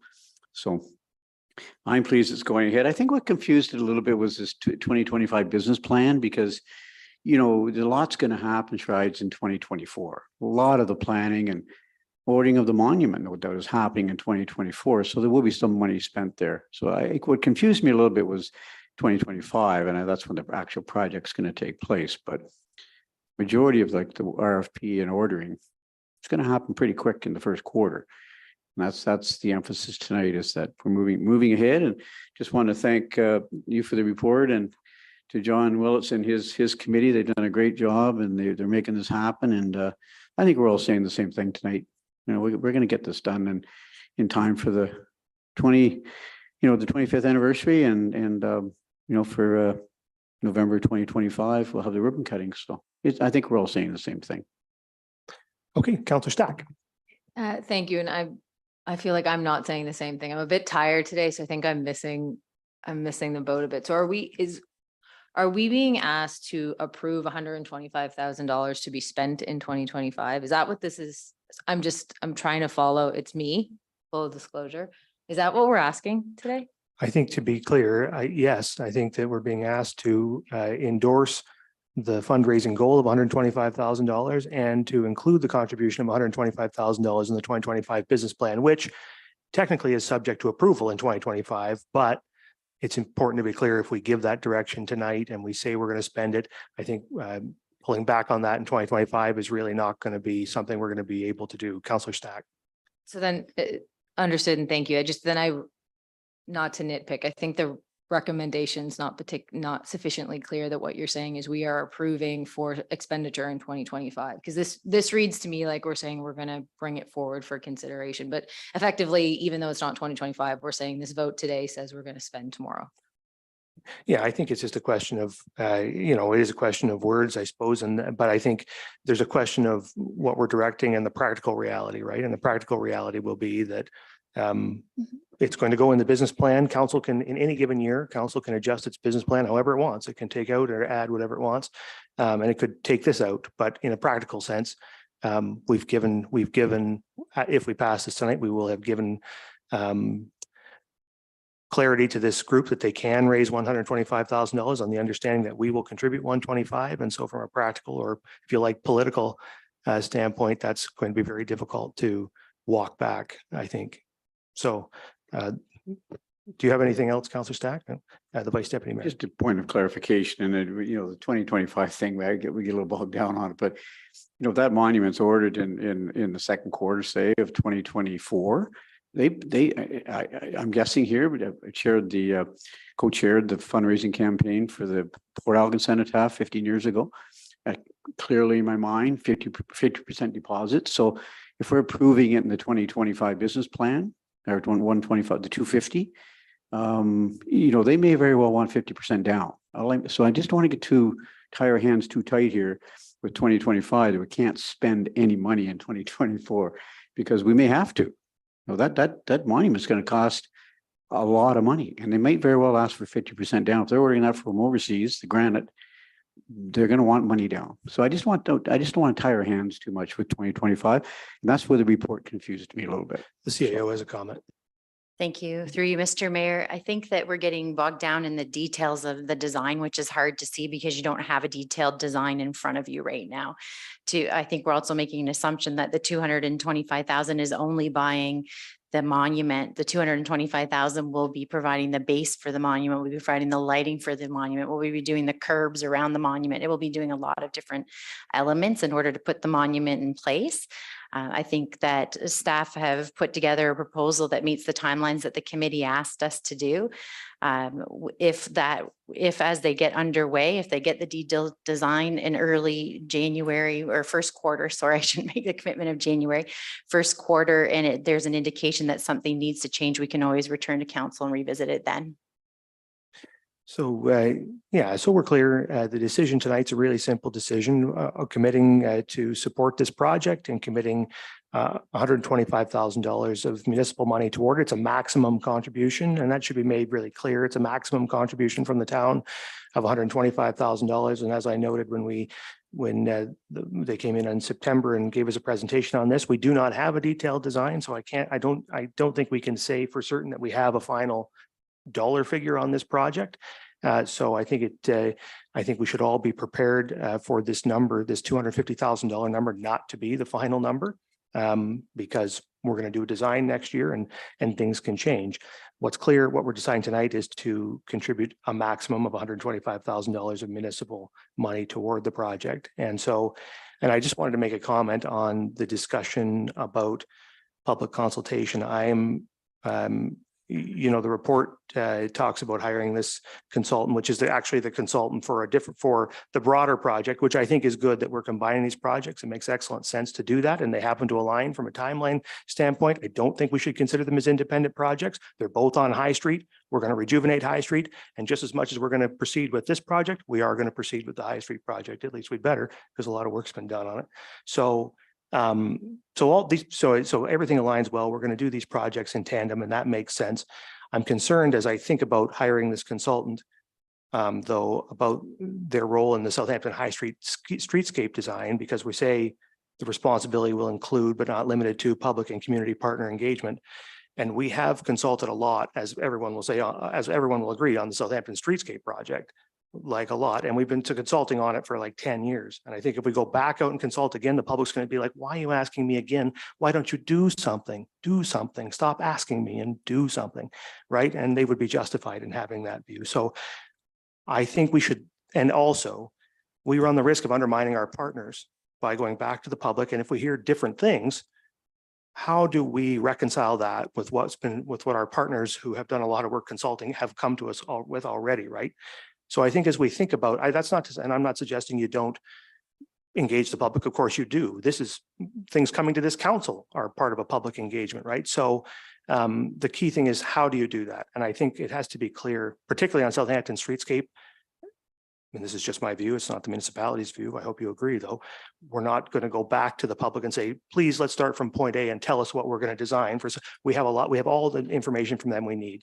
And on the cenotaph piece, I'd agree with Councillor Grace's point that it hasn't been disseminated as quite as much because it hasn't been around quite as long. And so involving the public as that sort of evolves may be more relevant, but I do think that we need to think about how we're doing that so that we can be clear with the public We've had a group on the Cenotaph thing come to us with a design. They are fundraising on the basis of that design. So we're not going to reinvent the wheel on this design. We may take your input here and there, or maybe perhaps it's just a question of us offering to you, here's what's going to happen, and tell the public. But I don't want us to get into okay, now we haven't done anything, tell us what we should do. I think that would be a disservice to our partners and not get us further down the road. So that's not for a decision tonight. I just wanted to make that comment as we think about that heading down the road. So we do it right, and you do it in a way that respects the public while respecting our partners. So anyway, I do support the recommendation, and I'm going to call the question on it now. All in favor of the recommendation? And that's carried. Thank you. Okay. So now we shall move on to the next thing, which is item number 3, the Aquatic and Wellness Center Transition Staffing Plan and Activation Plan. And we have Lisa Billing here to give us that one, who is the Manager of Recreation. Just took me half a second, but I got there. The Manager of Recreation. Thank you, and through you, Mr. Mayor. Tonight, Mayor Charbonneau and members of council, I am excited to be here. In March of this year, council supported the recommendation that the Aquatic and Wellness Center be operated and managed by the municipality. The report outlined that staff would return with an activation plan for council's feedback ahead of the 2024 business plan and budget process. Tonight, I am pleased to share with council how the work was divided into 2 plans, a transition staffing plan and an activation plan, and how advancing these 2 plans over the next 2 years will result in a refined operating and management plan for the Aquatic and Wellness Center in 2025. Throughout my presentation tonight, you will hear and see the Aquatic and Wellness Center referred to the AWC. The vision for a fully accessible, inclusive, multi-purpose recreation and aquatic center in Saugeen Shores has been alive and well since the early 2000s. Several studies, reports, and opportunities for community consultation have happened over the years that have informed the design and the direction of the soon-to-be constructed Aquatic and Wellness Center. It was a Tuesday night 1 year ago on October 11th, 2022, that town staff and representatives from Salter Pilon and Let Architects, the project's prime consultant, presented a summary of highlights and trends from the community consultation on August 31st, along with conceptual designs. Consideration of these key themes, highlights, and trends has been at the forefront of the Aquatic and Wellness Center design process and has influenced the contents of the transition and activation plans. The themes, highlights, and trends have been included in tonight's report for reference. The AWC transition staffing plan outlines the staffing plan required in 2024 and 2025 to fulfill the foundational actions required to open the AWC effectively in 2025. The plan includes operational elements that requires approval to support the transition period from 2024 until the AWC opens, and the timelines for these approvals. The AWC activation plan outlines the path to develop a refined operating and management plan and how the town will hear from, engage with the community along the way. The resources outlined in the AWC transition staffing plan will advance the activation plan. These plans may evolve or be updated over time based on community feedback, project scheduling, operational efficiencies, and council approval. The attached plans provide in-depth details of the components of each, the attached plans provide in-depth details of the components of each plan, along with the steps for advancing. The table included in the report outlines key milestones and timelines for these plans. The milestones are aligned with the current construction schedule opening day in late spring 2025.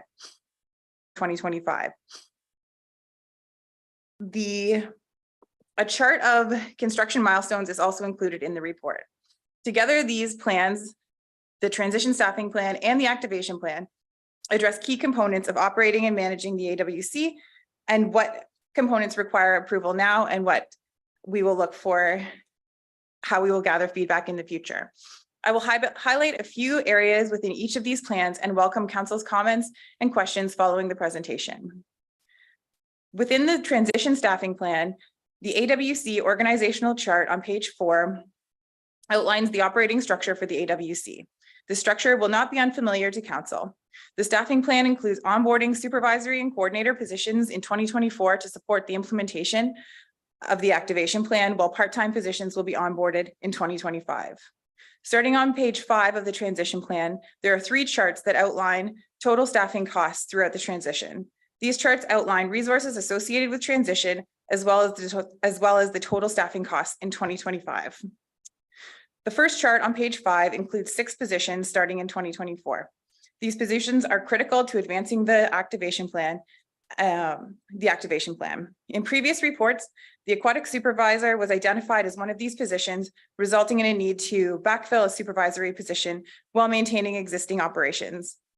In reviewing operations, it was determined that this position will not need to be backfilled and that the existing aquatic supervisor, along with the support of the new aquatic program coordinator position, could manage the transition between the existing and new facilities.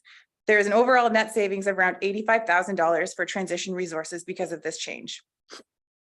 The second chart on page 6 includes the 6 positions onboarded in 2024, plus the new staffing positions in 2025. These are transition staffing costs preparing for the opening of the facility in 2025. They are approximately $427,000. It is anticipated that the part-time staff will come on board 4 to 8 weeks prior to opening, depending on the position. The chart included on page 7 includes the total staffing costs for the existing operations as well as the transition costs. The total staffing costs related to this component of their plan is forecasted to be approximately 1.825 million for operation of the existing and current, to conclude operating the existing facility and opening the new aquatic and wellness center. With many new positions, we are going to be looking for many people to fill them. And although recruitment has seen some challenges in recent years, we are optimistic seeing an influx in the number of applications received for various positions. Additionally, we are happy to celebrate for the first time in many years, the pool is operating at full staffing complement. I have to say a huge shout out to Michael Hunt for his incredible efforts to recruit staff. He is a creative, innovative, and relentless in these efforts through relationship building, networking, and really thinking outside the box. Additionally, the change of age that the province of Ontario committed to in July 2023, reducing the age of certification for lifeguards from 16 to 15 years has had a positive impact on our staffing resources. And with an already robust training program, Saugeen Shores was in a great position to benefit from this change.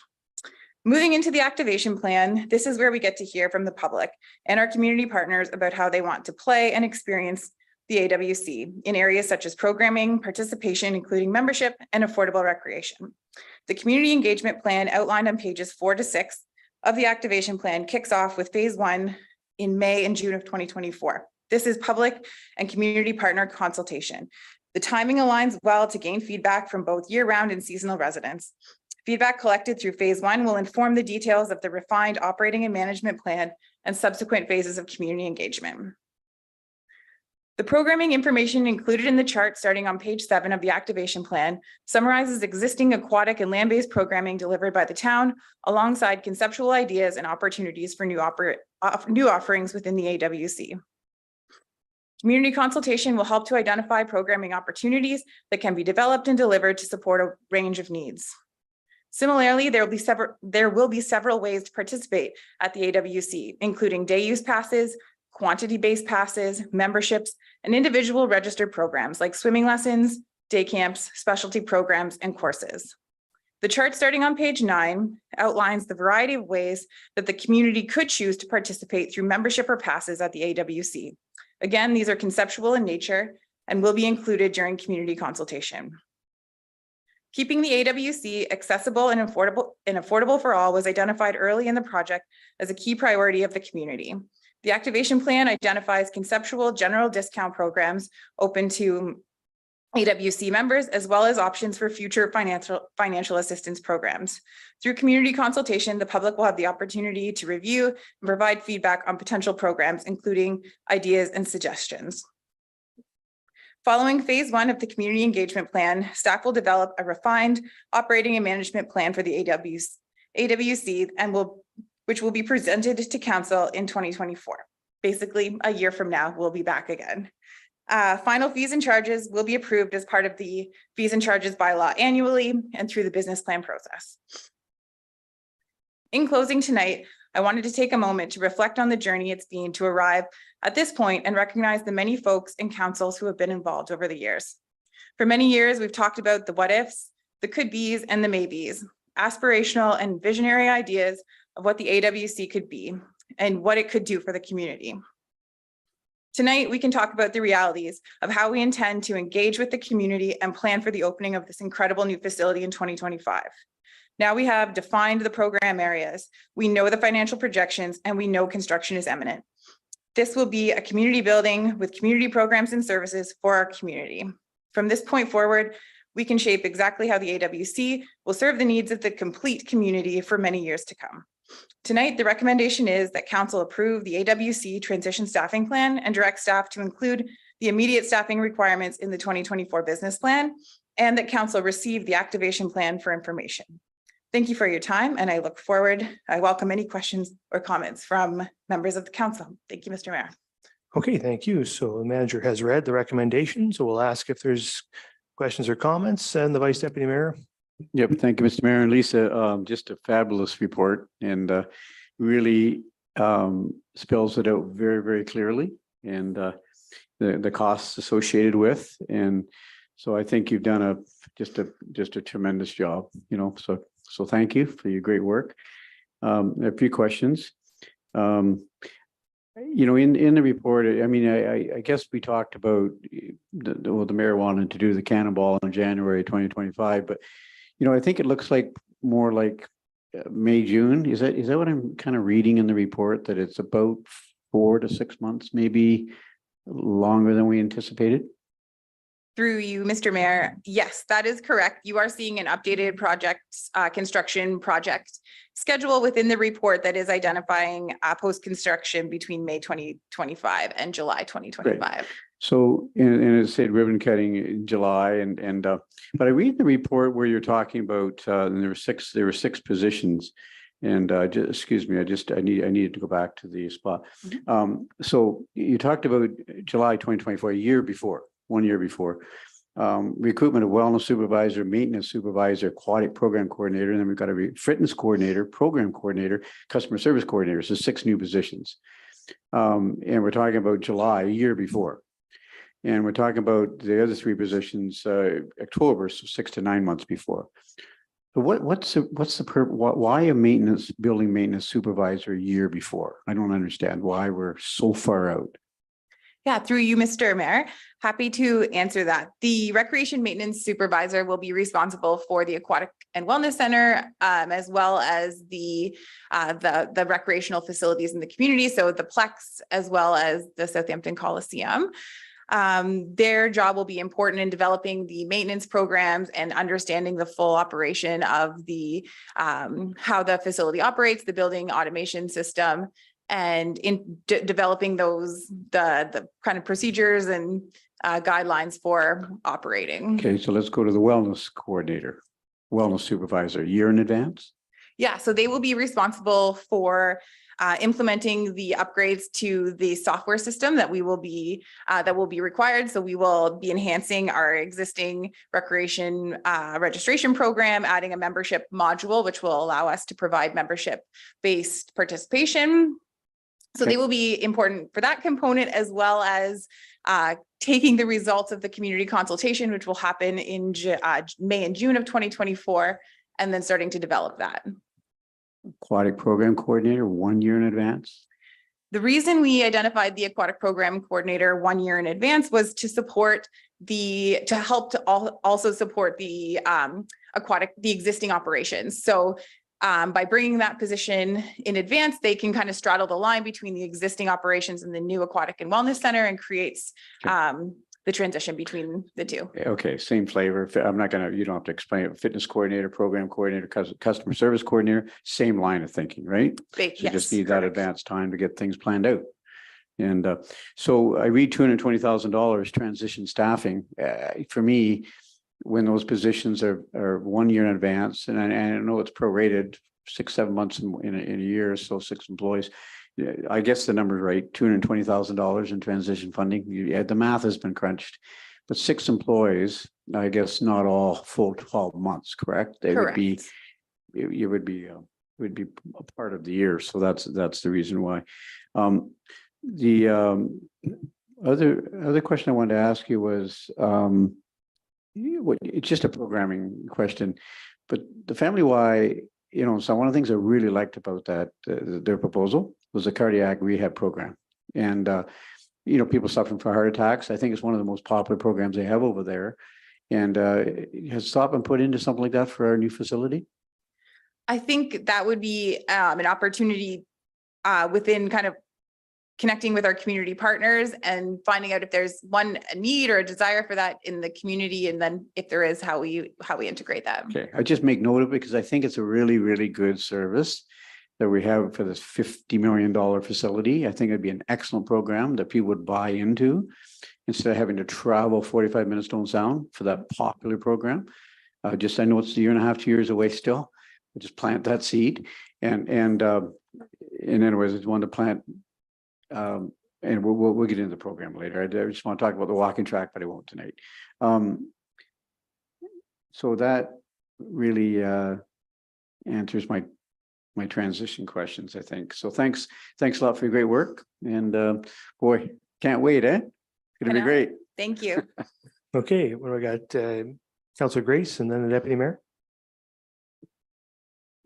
Thank you, Mr. Mayor, and thank you, Lisa, for these comprehensive reports.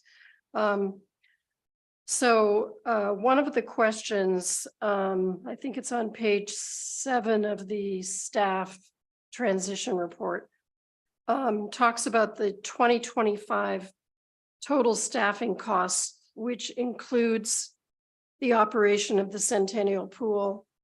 That's for 52 weeks. And so that would be, that's really that total staffing cost would include both facilities, right? Yes, And that's that correct. cost is projected to be $1,824,842 I think, right? That's correct. Okay. So what I didn't ask you, and I apologize if this is coming out of the blue, but when I looked at the staffing plan and the projected revenue and operating costs, I'm looking at page 12 now, I think. It says that the estimated operating cost for 2025 is $2 million. And let me see if I can find this. I'm being accurate. Yeah, so I'm looking at page 12 of the staff report. So it says year 1 operating cost 2 million, year 1 revenue 1.4, leaving a net in a deficit of 600,000. Is that total 1.1,800,000, et cetera? Is that included in that operating total of 2 million? Through you, Mr. Mayor, yes, that is correct. These financial projections are from the are what council saw earlier this year in terms of our anticipated revenue and anticipated staffing costs. Okay, but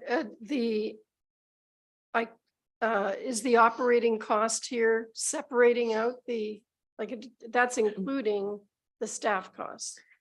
Yes. So it would only be. The CAO Sorry. comment, CAO. Yeah. Thank you. Through you, Mr. Mayor. This was the financial projections, I believe, that council saw in December and March of this year in the staff reports that came forward. So we did anticipate that the Aquatic and Wellness Center was going to take 3 years to a place where we're very hopeful that because our estimates have been conservative, that we would reach sort of a net neutral position. So the budget has been built out for carrying those operating deficits for the next 3 years, so that hopefully then by 2028, we're starting to see a revenue. So it does consider those elements of staffing in it as well. Okay, just to follow up. So I guess what I'm wondering is, do those operating costs also include electricity, chemicals, everything else that's required to operate the facility? Yeah, through you, Mr. Mayor. Yes, it includes everything. Okay, And so I just wonder, Counselor, if the confusion is maybe coming from, because you were referring to the staffing table there. Some of those positions are existing within our current budget, right? So I think that's where you're seeing the number challenge maybe not Right. lining up, is that it will be additional new staffing costs on top of our existing staffing costs, right? So we already carry a base staffing level for the Centennial pool. So that $2 million includes or will include that existing staffing cost as well. I think that's maybe where, Yeah. because you're asking the 1.8 question, Okay. so I'm interpreting a little bit from well, that. was going to be my question. My next question is what percentage of that Centennial pool staffing might drop off or be carried over, or like if we are staffing and paying for staffing that's essentially operating two facilities, are we going to be continuing on with that full amount, or is a certain amount of that Centennial pool labor force going to be used in a different way, or temporary, part-time, not necessarily needed? Through you, Mr. Mayor, the wages from the existing staff have been accounted for in the projections, the financial projections, and we anticipate that all of the existing staff will come over and work at the Aquatic and Wellness Center once it opens. So we haven't kind of defined specifically what the transition looks like, whether it's a full, if we close and then reopen, or what that all looks like. That will come forward later next year. However, we fully anticipate that all of the staff and the associated costs with them will come over from the existing Centennial pool operations into the new operations. Okay. The Deputy Mayor. Thank you. I echo Councillor Grace's concern or the way she questioned about the dollar figures. The Vice Deputy Mayor mentioned 6 positions, I believe, full-time positions. I believe this staffing transition plan suggests that in the end, there will be 8 new full-time staff members. Is that correct? I'm looking at the chart and I see 8 blue boxes or 7 blue boxes, but one has 2 employees that don't have the red line around it. So that's 8 new employees. And then with the part-time staff, it's 5 new employees. I too am challenged by the chart that's on page, let me come back to it here, page 12, I believe. That chart doesn't seem to reflect the reality. If the staffing costs, and I understand the overlap in that 2025 year, but ultimately when you add in all those new positions, it seems to me that number is probably going to be the same number, almost $2 million in staffing costs. And then you've got projections that look at operating costs and I'll jump over year 1. Year 2, the operating costs are listed as $2,100,000. But if we have almost $2 million of staffing costs, are we being realistic about the actual cost to run the building?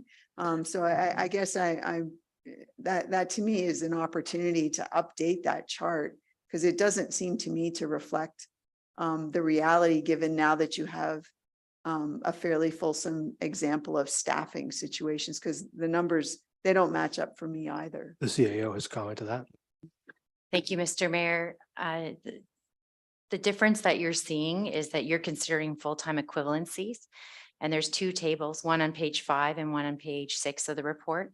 The one on page 5 of the report highlights the 2024 transition staffing costs and notes either a July 24 week or an October 12 week. So a total of 220,000. On page 6, it notes the 2025 transition costs. And again, there's either a 24-week or an 8-week, so not a total FTE for the position, with a total of 426,000. So the additional staffing costs you are seeing, I doing very quick rough math and not my strong suit, is around 450,000. So again, I think it's the difference in what you're considering with full-time equivalencies versus the transition period, which won't be an entire year's pay for those positions. With respect, no, there's a chart. It's on page 7 at the top. It's forecasted total staffing costs. So it's got 52 weeks there. It's got 32 weeks for part-time positions. That number is 1.824 million. So I understand what you're saying, because I see a number up above of 220 for 2024, and then something about the first 6 months of 2025, 426,000. But there is a chart that's got a total figure for a year of 1.824 million. My assumption is that all of those positions now are the beginning of the 2026 year, that they're all still there. So that number will be fairly close because it's for a full year. So I just, the numbers in the chart about expenses versus revenues just seemed off to me. So if it's an older chart, I think that that's worth a little bit of an update just to reflect this new reality with actual positions and actual ideas about what they would cost. Thank you. Yeah, I think we could ask staff to review those numbers and come back to council either to verify the net performance numbers or to alter them as appropriate if that is indeed what's required. Okay. We should have those numbers and make sure we all understand them and make sure they're accurate. So further questions or comments? The Vice Deputy Mayor. I just was waiting for anyone else, but I just on page 10 of 16 of your third report on the programming report. Lisa, you talk about, and I guess my question is with fees and charges, I for one, and I guess it's a good time to mention it, that the 3-lane walking track, don't give it away. I just think it's important. I'm going to use my wife for an example here for a sec. She doesn't swim, doesn't want to swim, doesn't really want to go to the fitness facility. It's fine with her, but she wants to use the walking track. And she said, I want to pay for it. That's one person, but 150, 200 bucks, I don't think we should give it away. And I think if you have 200 people out there, $200, it's $40,000 a year. It's a big budget. It's a big budget.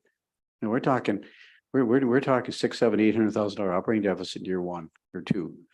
Come down to zero eventually would be nice, but I don't think we should give these services away. I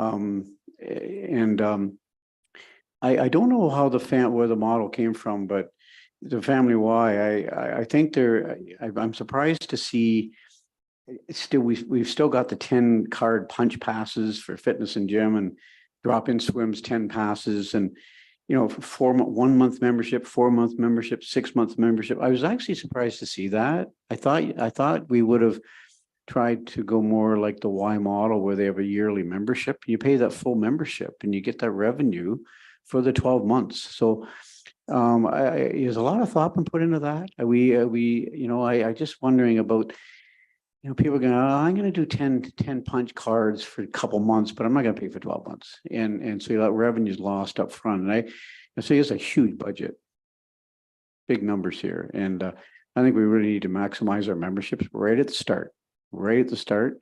And brand new facility. I happen to believe people are going to come out in droves to use our brand new wellness center. And 1-year membership for, I think, was $1,300 for a family. I think it's very fair compared to around the province, $700 or $800 for an individual. But the 10 card punch passes like we do currently, I'm not convinced that works in today's world with memberships. I'm afraid that people are going to sign up for a 10 punch card, not take out a yearly membership, and lose a lot of revenue. So have you put a lot of thought into that, Lisa? But the 1 and the 4 and the 6 month and all these categories? Through you, Mr. Mayor. Yes, we have put some thought. We have put thought into this. This is also an area that is, we're looking for feedback from the community on as well, in terms of the options and ways they want to participate. So we know that we have a number of seasonal residents. Is a 6-month option a better opportunity for them compared to a 1-year membership? There's also different ways in terms of that program and participation options can be priced. So the most effective and cost and value filled way to participate will be a full in all in membership at the facility. However, we wanted to kind of outline that there would be other options and ways for the community to consider paying. And I don't disagree with seasonal memberships, 3-month membership. I just question the 10 card punch passes and the 1 month, like we've been doing it forever. I'm not sure it works today that way. I just think at the end of the day, the revenue may take a big hit because of that. And so I don't mind the 6-month membership, but I just make note of it. I just think the 10 and 20 card punch cards, I'm not, anyways. And I'm not sure what the community consultation thing. I was really hoping that staff would come back to this council and just with a fees and charges bylaw, like we receive on a yearly basis, and not, geez, I don't know whether we want to go bogged down in the community about helping to design the fee structure, but that's just my one opinion. But anyways, I just have some concerns about that 10 and 20 in the 1 month. So anyways. Okay, further comments from members? I don't see any. Well, thank you very much for both of these reports, really detailed work. And I think, you know, it continues, I think, to show that we're on course to doing what we said we would do, which would be to, over time, offset the operating costs of this facility, hopefully so that it operates more efficiently than the Centennial Pool does now. Right now, we're paying, what are we at, about 500 and anyway, I can't remember the number, somewhere a little less than $500,000 a year to operate the Centennial Pool. So, you know, even if the projections that we're looking at are accurate, if they are accurate, then we're not too far off those numbers even in year 1. And hopefully, well, certainly it looks as though we can continue to work those numbers down and in the end, operate more efficiently than we are today. And I think too that it is important that we at this stage, you know, we've designed the facility. The facility's going to get under construction. We're going to go out to the public and ask them about what kind of programs do you want, what kind of things do you need are you going to use in this facility? How do you want us to run it? And then once we have that package, I think the key thing is for you with the experts and council to say, okay, here's what it's going to cost to operate that. Here's this, and now here's how we have to recover the revenues to make that work. And I think that that's a sort of a more of a technical question that needs to be answered by folks who with the relevant expertise to do that, along with and then ultimately a decision by council. So, so I think that that's the way I'd like to see us approach the public and to make the decision here. Hopefully, folks are in agreement with that. And the only other comment I'll make is that, as the Vice Deputy Mayor rightly pointed out, I had been really hoping to do a cannonball at Christmas time, and so I am disappointed that it looks like that's not going to happen. And certainly, sorry about that, because because I'd like to see it built just as soon as it can be built. But it is exciting to see it advancing now. And so it looks like Canada Day 2025 is the date for the cannonball in the pool, and hopefully we'll get there. I'm keen to keep putting dates out there, because hopefully that keeps lighting a fire under people to say that it's got to get done by a certain date. So looks like we're revising the original date a little bit, and hopefully we'll be there on Canada Day to have a swim in the pool. So it's exciting. Well, the Deputy Mayor and the Vice Deputy Mayor want to have a cannonball too, so they're going to let me know how we're going to arrange that. The Deputy Mayor. I'm not challenging you personally, but hey, there is a group of people that do cannonballs in the harbor around the beginning of the year. So, you know, you can still do a cannonball into some water if you want to. I just want to be clear on what we're voting on. So it's about approving a staffing plan and then receiving an activation plan for information. So the activation plan is kind of fluid, and, you know, we'll have some ups and downs and curves and twists and work itself out over time. The staffing plan, though, does include 8 new full-time positions and 5 new part-time positions. That's what we're being asked to say yes to right now.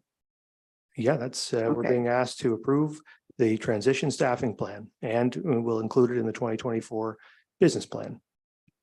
Okay, the Vice Deputy. Mr. Mayor, thanks for allowing me to come back a third time. And the $2.1 million budget in year two, I think it was, whatever the number is, through you to Lisa Strides. Does that number include a capital replacement program number of 100 grand or 200 grand or 300 grand? Is there any money in there to put into reserve for when this building needs repairs in 10, 20 years from now? Through you, Mr. Mayor, that number does not include any capital contributions. Okay. All right, I think it's important to point out a couple of things in relation to that. One, we're going to, and the plan is to move this facility through to being a revenue positive facility. So a council in sort of your 2028 timeline could start to consider taking its revenues from the facility and turning them towards capital reserves. Hopefully that council will do that. I think that would be a smart move. And secondly, as we talk about the 8 staff members and the cost of that, I think it bears repeating that there is an offsetting revenue in this facility for those staff members. So just as this goes out into the community and folks hear that we're hiring 8 additional staff members, this facility will generate revenue and it will offset those costs. So it's necessary to operate the facility, and it's all part of the plan. So you've heard the recommendation, and I'll ask all in favor. That's carried. Okay, thank you. So now we're on to item 4, the proposed community donation policy, and the clerk. Thank you. Through you, Mayor Charbonneau. It's always a good idea to follow Aquatic and Wellness Center reports with a policy, because of course they're always met with as much excitement and interest from the community. So very pleased to be presenting this. The intention of this policy is to provide greater transparency and accountability through reporting and through a process with regards to community donations. Council and the public will be receiving both a detailed view of the individual requests being received, as well as the bottom line. So seeing the totals of what is being requested as part of the budget, part of the business planning process, as well as providing an illustration of the impact of in-kind donations for the operating divisions. Through this report, the town continues to support the community initiatives while ensuring good financial stewardship. I welcome any questions that council may have. Thank you. Thank you. So it is recommended that council adopt a bylaw to establish the community donation policy. Are there questions or comments from members? I will start with the deputy mayor and then come to Councillor Mayette. Thank you. And through you, I note that there's a committee structure to do some evaluations. Why would a member or 2 members of council not be included on that evaluation team? It's, as an opportunity for input. Clerk. Thank you. Through you, Mayor Charbonneau.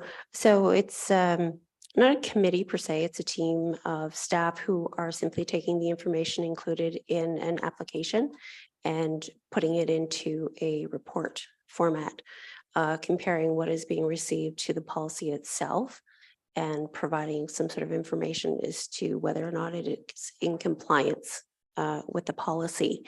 So council has the opportunity to provide that sort of evaluation level when they're being reviewed. So if there's something that, for example, if staff has taken a look at the application and is saying that it doesn't meet the policy as per whatever section, council still then at that time has the opportunity to say, no, it doesn't meet that aspect of the policy. However, we feel that we can still provide that level of donation. So that is the recommendation. However, of course, if council has some other directions to provide, certainly, of course, staff can implement that. The CAO wants to make a comment. Yeah, I would just add the comment through you, Mr. Mayor, that there's no decision making happening in that staff team. It's just to consolidate the information and provide it to council. Okay, Councillor Mayette. Thank you, Mr. Mayor, and through you, and thank you, Don, for the report. When I read through this, certainly when I first saw it, I thought it was something different than it is. But it's those donations of in-kind services or facilities to community groups. and the process for evaluating those.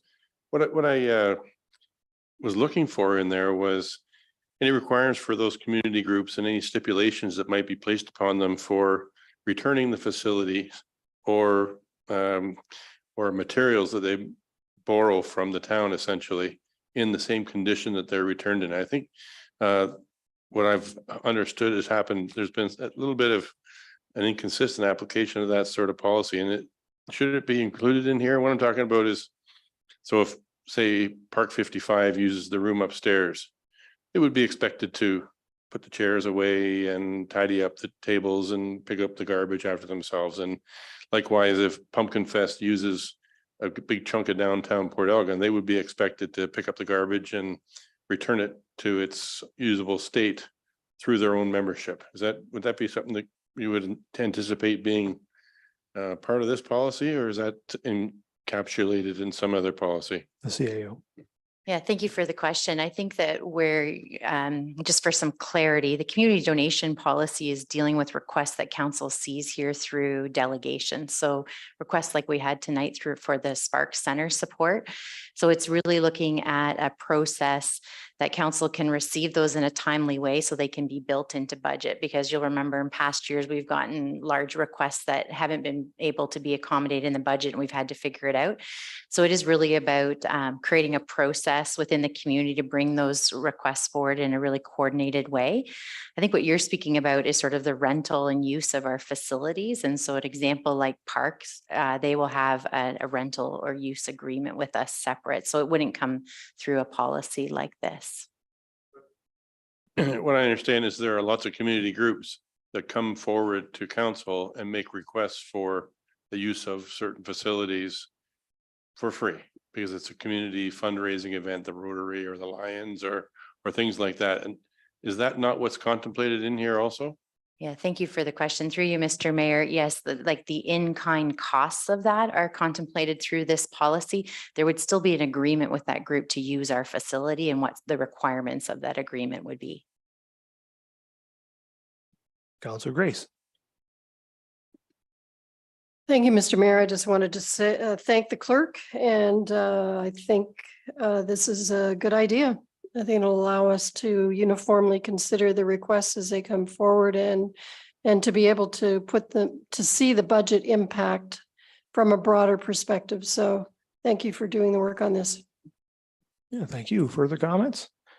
I think the key thing here is actually what we can do with this to communicate to the public about how we will consider donations, right? So that, like, as this section here talking about, that the applications will be available June 1st and have to be forwarded no later than September 1st for consideration in the next budget, right? I think that gives community groups a clear sight line into how they have to approach us in order to get funding support or in-kind support or whatever kind of support is required, right? And so that's the confusion a lot of groups have is, well, when do I show up to council and ask for this? When do I submit? So here it is, it's in black and white, and then they know. And the key step with this, once we pass it, I think, is to get promoting that in the public. So, and not so much in the public, but directly to the groups, more importantly, who might be prone to come to us to look for this kind of support, so that everyone's on the same page. We don't get caught off guard, and it's easier for us then.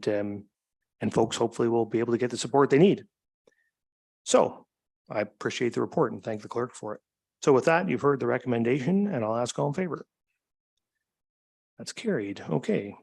So now we're on to item 5, which is Devonshire Road and Highway 21 lane reconfigurations and MyoVision traffic detection equipment installation. And we'll turn that over to the manager, engineering services.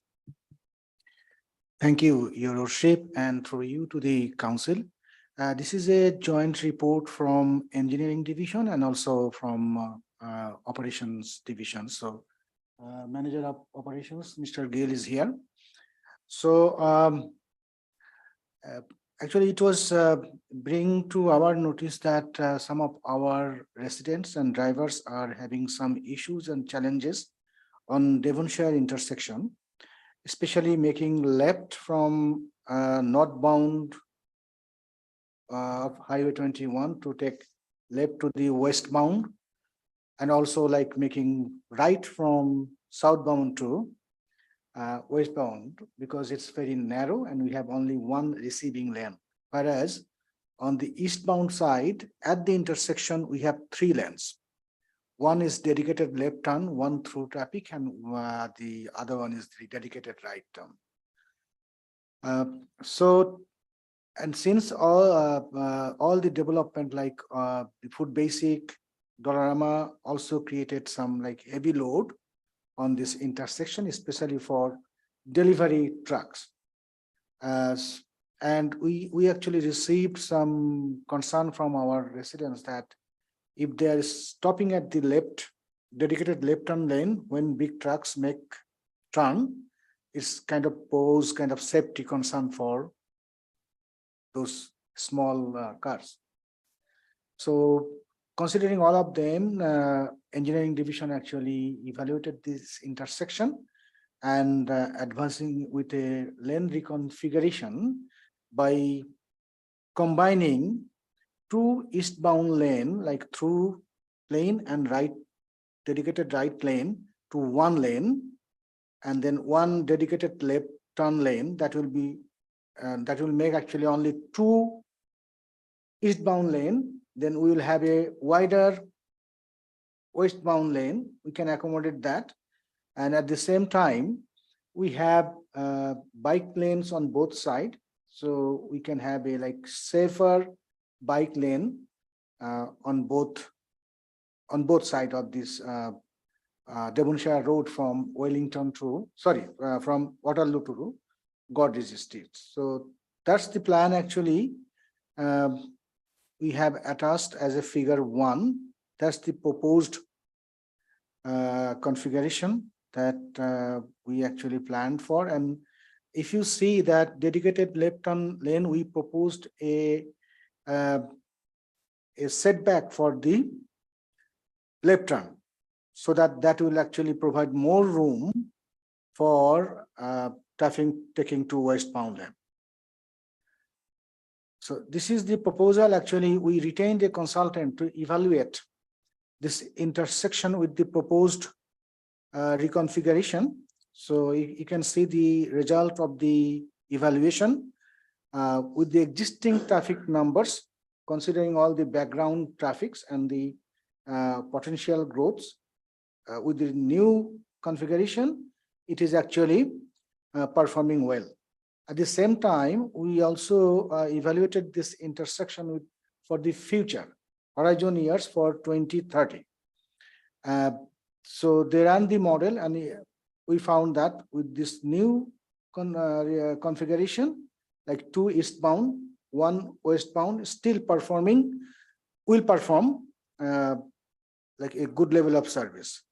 So that's why we decided to reconfigure the lanes at the intersection. And at the same time, operation group, they also plan to install a MyoVision that maybe I will request Mr. Gill to present the MyoVision part of the report.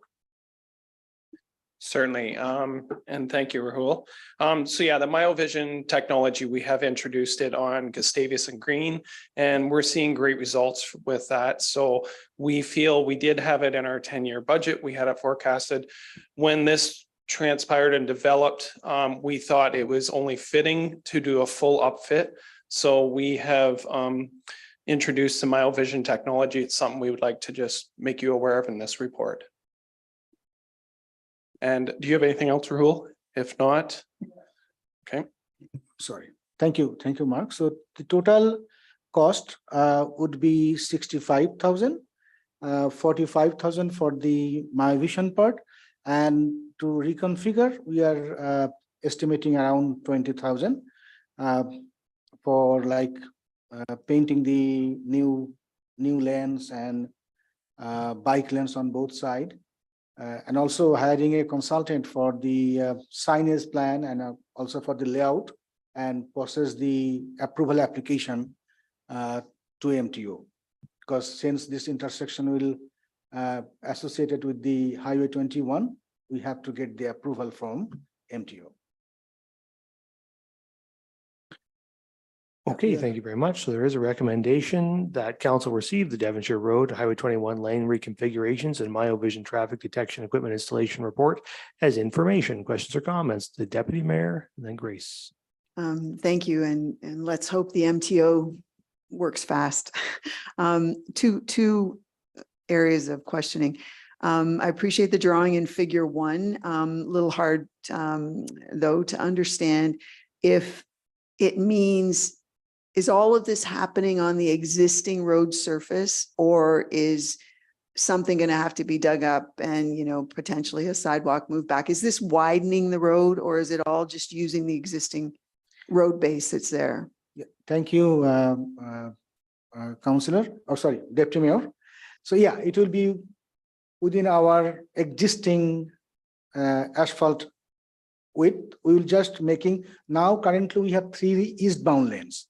We will make it 2 lanes. One will be dedicated left turn lane and the other one will be a combined through and right lane on the eastbound. So that's how we are just we are just getting more room for westbound lane. Okay, so let me understand then, we don't currently have bike lanes painted there. So, we were hearing that, there's narrow lanes there. So I understand what you just said, but we're adding 2 other elements on the existing asphalt surface. So that there's still room to do all of this without, widening the road and digging up the curb and pushing it back. No, we It's are just hard not- to show, for me to understand that from the drawing. Sorry. Through you, Mr. Mayor, we have bike lanes and we have marking for bike lanes on both sides of this section of road. So, but we will make it more like visible. We need to repaint both bike lanes on both sides. And yes, it will be, will not dig anywhere. It will be within our existing asphalt limit. Okay, I knew the bike lanes were there, but it was just this emphasis of repainting. I thought maybe I'm missing something here, that they're going to be moved or something. My second question, concern, interest relates to these bike lanes. What are they connecting to? So are we, when you talk about the intersection and dealing with, turning in all directions, I think we can assume, hopefully anyway, that potential bike use here will be flowing people hopefully through to the new Aquatics and Wellness Center, and up in that direction. Certainly, I hope that along with all of this, there's planning about how to move those bikes once they hit that intersection to the destination that makes sense. Because, I see a lot of bikes on the sidewalks along the highway in particular, but certainly we're about to do a big project behind the Plex that, we can see from what what the Vice Deputy Mayor has reported about the big baseball thing and all the bikes that were there. I think when we build it, the bikes will come. And so, as we think about bike lanes, let's make sure that they have a plan in mind to go a little bit further to connect with where they need to be. But thank you for the clarification, because it wasn't obvious to me that it was just using the existing road. Thank you. Good. I got Councillor Grace and then the Vice Deputy Mayor. Thank you, Mr. Mayor. And thank you, Rahul and Larry, for the report. I've got a question about the MyoVision system. And can you explain how that system of increased detection capability of cyclists, for instance, how does that actually practically improve safety at the intersection? Yes, thank you. And through you, Mr. Mayor. What it does, so just to explain it, currently the traffic detection program that's there, it is not, it will not pick up cyclists. And so cyclists have to dismount their bike, go up onto the sidewalk, hit the button, the crosswalk button to activate. There's question whether cyclists do that. I think we've all seen how cyclists operate And although some of them will probably go up and hit the button, there's probably a number of them that just, are moving along and just don't realize that they probably think, oh, I'm not being picked up. So this detection has a camera in it and it picks up cyclists very well. And so there's that safety component that the cyclists will get used to, because I think we'll see the same cyclists and they'll get to know that when they approach, the light will be activated. Okay, just on that point, that might be a nice thing to put out to the public in a social media post or something that increases our stature as a bike-friendly community. Just one comment too. The report talks about how the electrical work is going to be done in-house. And I think that's a wonderful thing to point out. At our tour of the Port Elgin wastewater plant last week, Larry pointed out that some of the upgrades there have been done by our in-house staff, and we're really lucky to have such skilled workers working for us. Thanks. So you have the Vice Deputy Mayor and then Councillor Helpman. Yeah, thank you, Mr. Mayor. I want to pick up on what Deputy Mayor said, and it triggered a thought with me. I think it's an excellent point, is that west of Highway 21, heading over into the Tableland, Summerside, and there's a lot of housing over there, obviously a lot of young kids. And where's that trail? Where's the trail going on each side of the road to where? And triggered a thought with me. You go through that intersection heading east up on Devonshire, I think it's 745 Devonshire Road. We have a 66-foot road allowance up there beside the optometrist, Dr. Carr. There's post office boxes in there. What a great connecting link. Really, what a great connecting link from all the housing west of the highway, right across the road at the lights, and take it safely into the wellness center. It's ready-made. It's there. We own that property. And there's some trees in there, but you can weave a nice trail system through without having to take trees down. So keep that in mind, because it's right east of Dr. Carr's optometrist. Bud Ryer's on the corner. You know what I'm talking about? The east of it. So there's post office boxes in there. Take a look at it, because it could be fairly inexpensive to do that. And because that road is, I think, fairly wide enough to put bike lanes on Devonshire east of Highway 21. So thank you, Deputy Mayor. I think it's a great idea. The CAO has a comment. Yeah, thank you. Through you, Mr. Mayor, we do have that pedestrian and cyclist connection included in the site plan for the Aquatic and Wellness Center. Yeah. Already done. There you Very go. good. So we'll get Councillor Helpman and then Councillor Duhaime. Thank you, Mayor, and through you, Mayor. I just want to say that I'm really happy to see this reconfiguration. It's logical. It's being done at a good price point. And I just want to congratulate the staff for that. Talking about bikes, that's a great idea, connecting the trails going from there. Also, going on the east side of Godrich Street, both north and south, there is room there with the sidewalks and the little piece of grass that sometime in the future, that could also be a bike lane in there. Because, driving a bike on that 4-lane highway, as a parent, I wouldn't let my school-age kids ride their bike on Highway 21.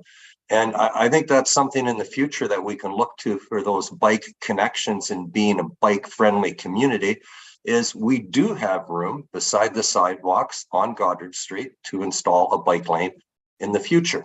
So here we are, always just thinking of more ways to spend money.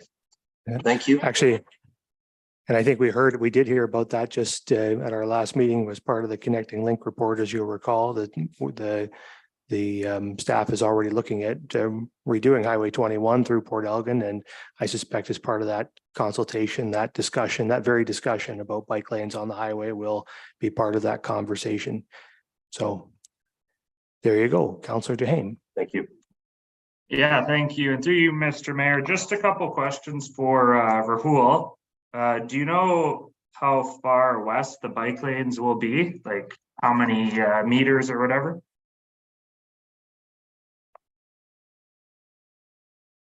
So what is the standard, sorry, through the Mr. Mayor, what is the standard that we have to make a shared lane at the intersection, at least 30 meters?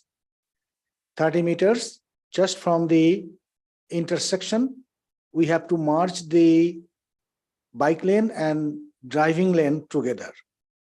And from that 30 meters back to the like up to Waterloo, usually standard of the width is like 1 meter to 1.2 meter that we can implement.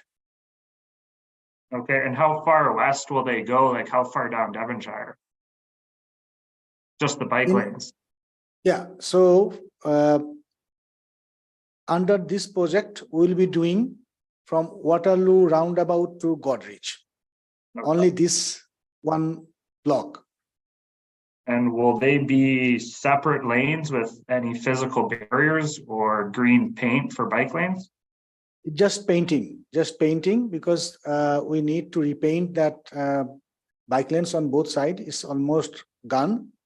And we are actually planning to do a kind of just a piloting with colored bike lanes, at least at the access point of Food Basic and also like stacked. So we will just do green paint and a bike marking on top of green paint.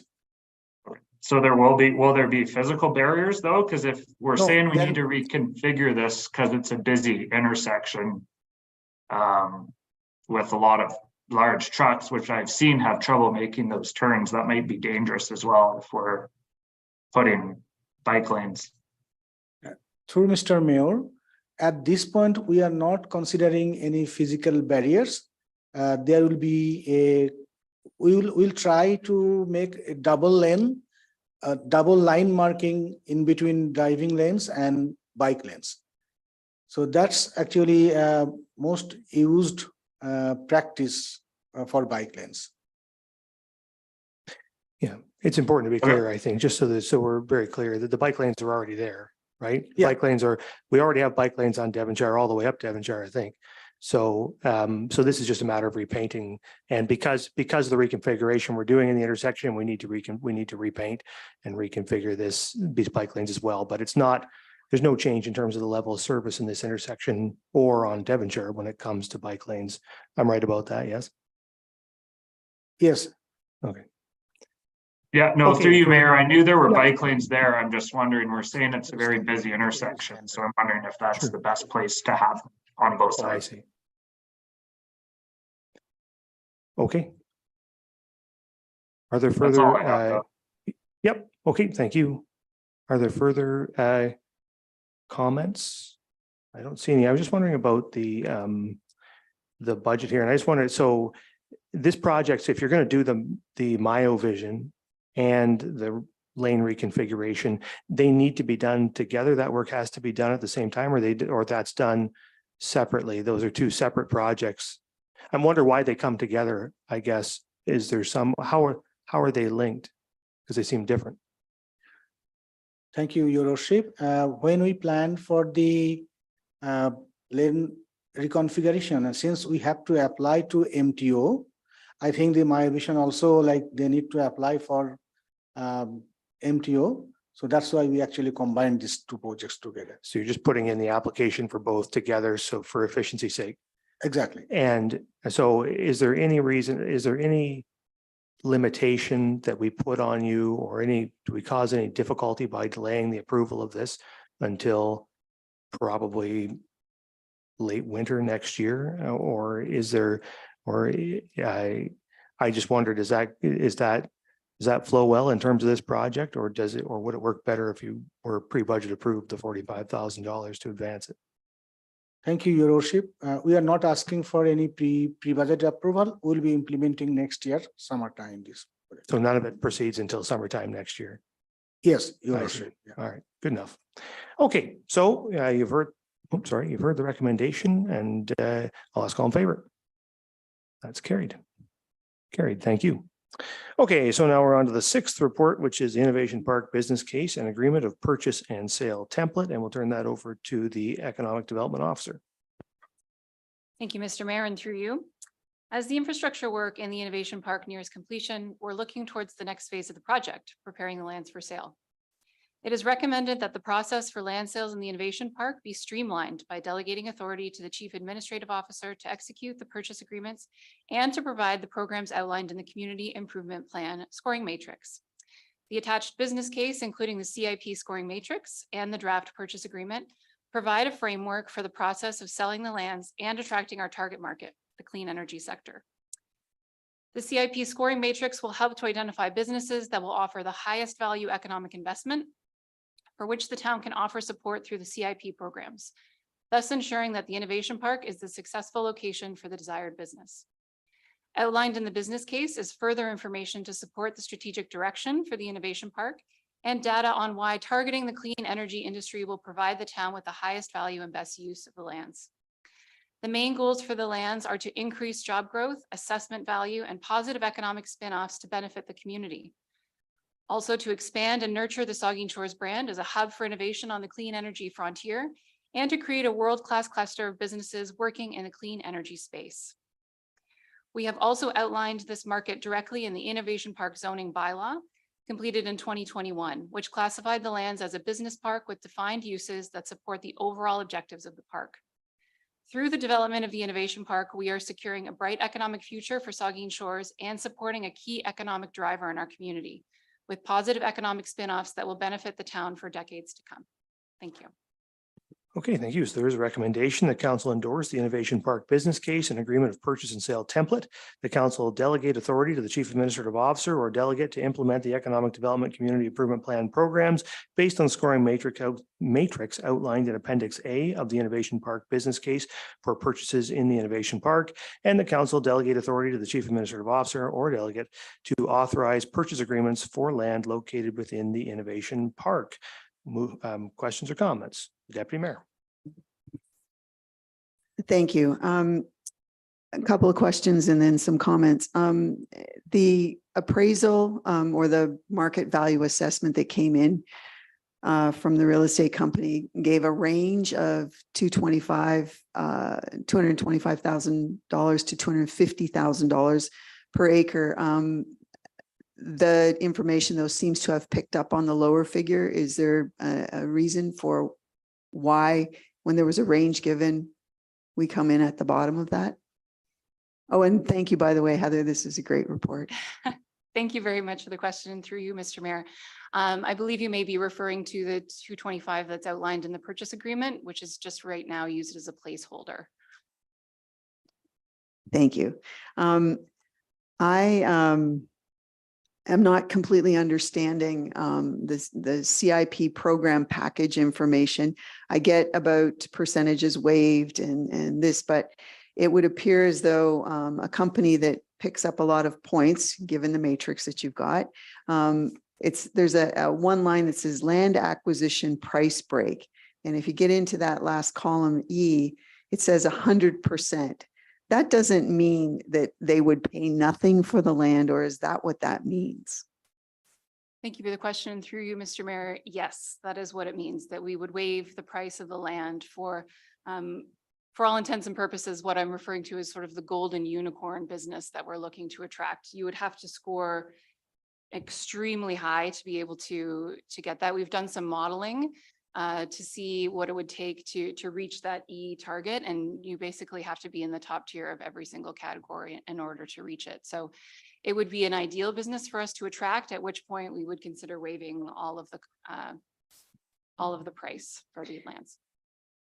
Golden unicorn, you called it. It would be a good business to attract it. To be transparent, the chart also would suggest that, you know, that business would pay no fees. Their property tax would be reduced 100% for the first 5 years and then 75% for the next 5 years after that, and no development charges. So let's get that golden unicorn here, but it's really unfortunate that you know, all of those incentives would play a role in that, because the cost of the land to buy was a taxpayer expense, and also the cost to service the land the taxpayers are funding that.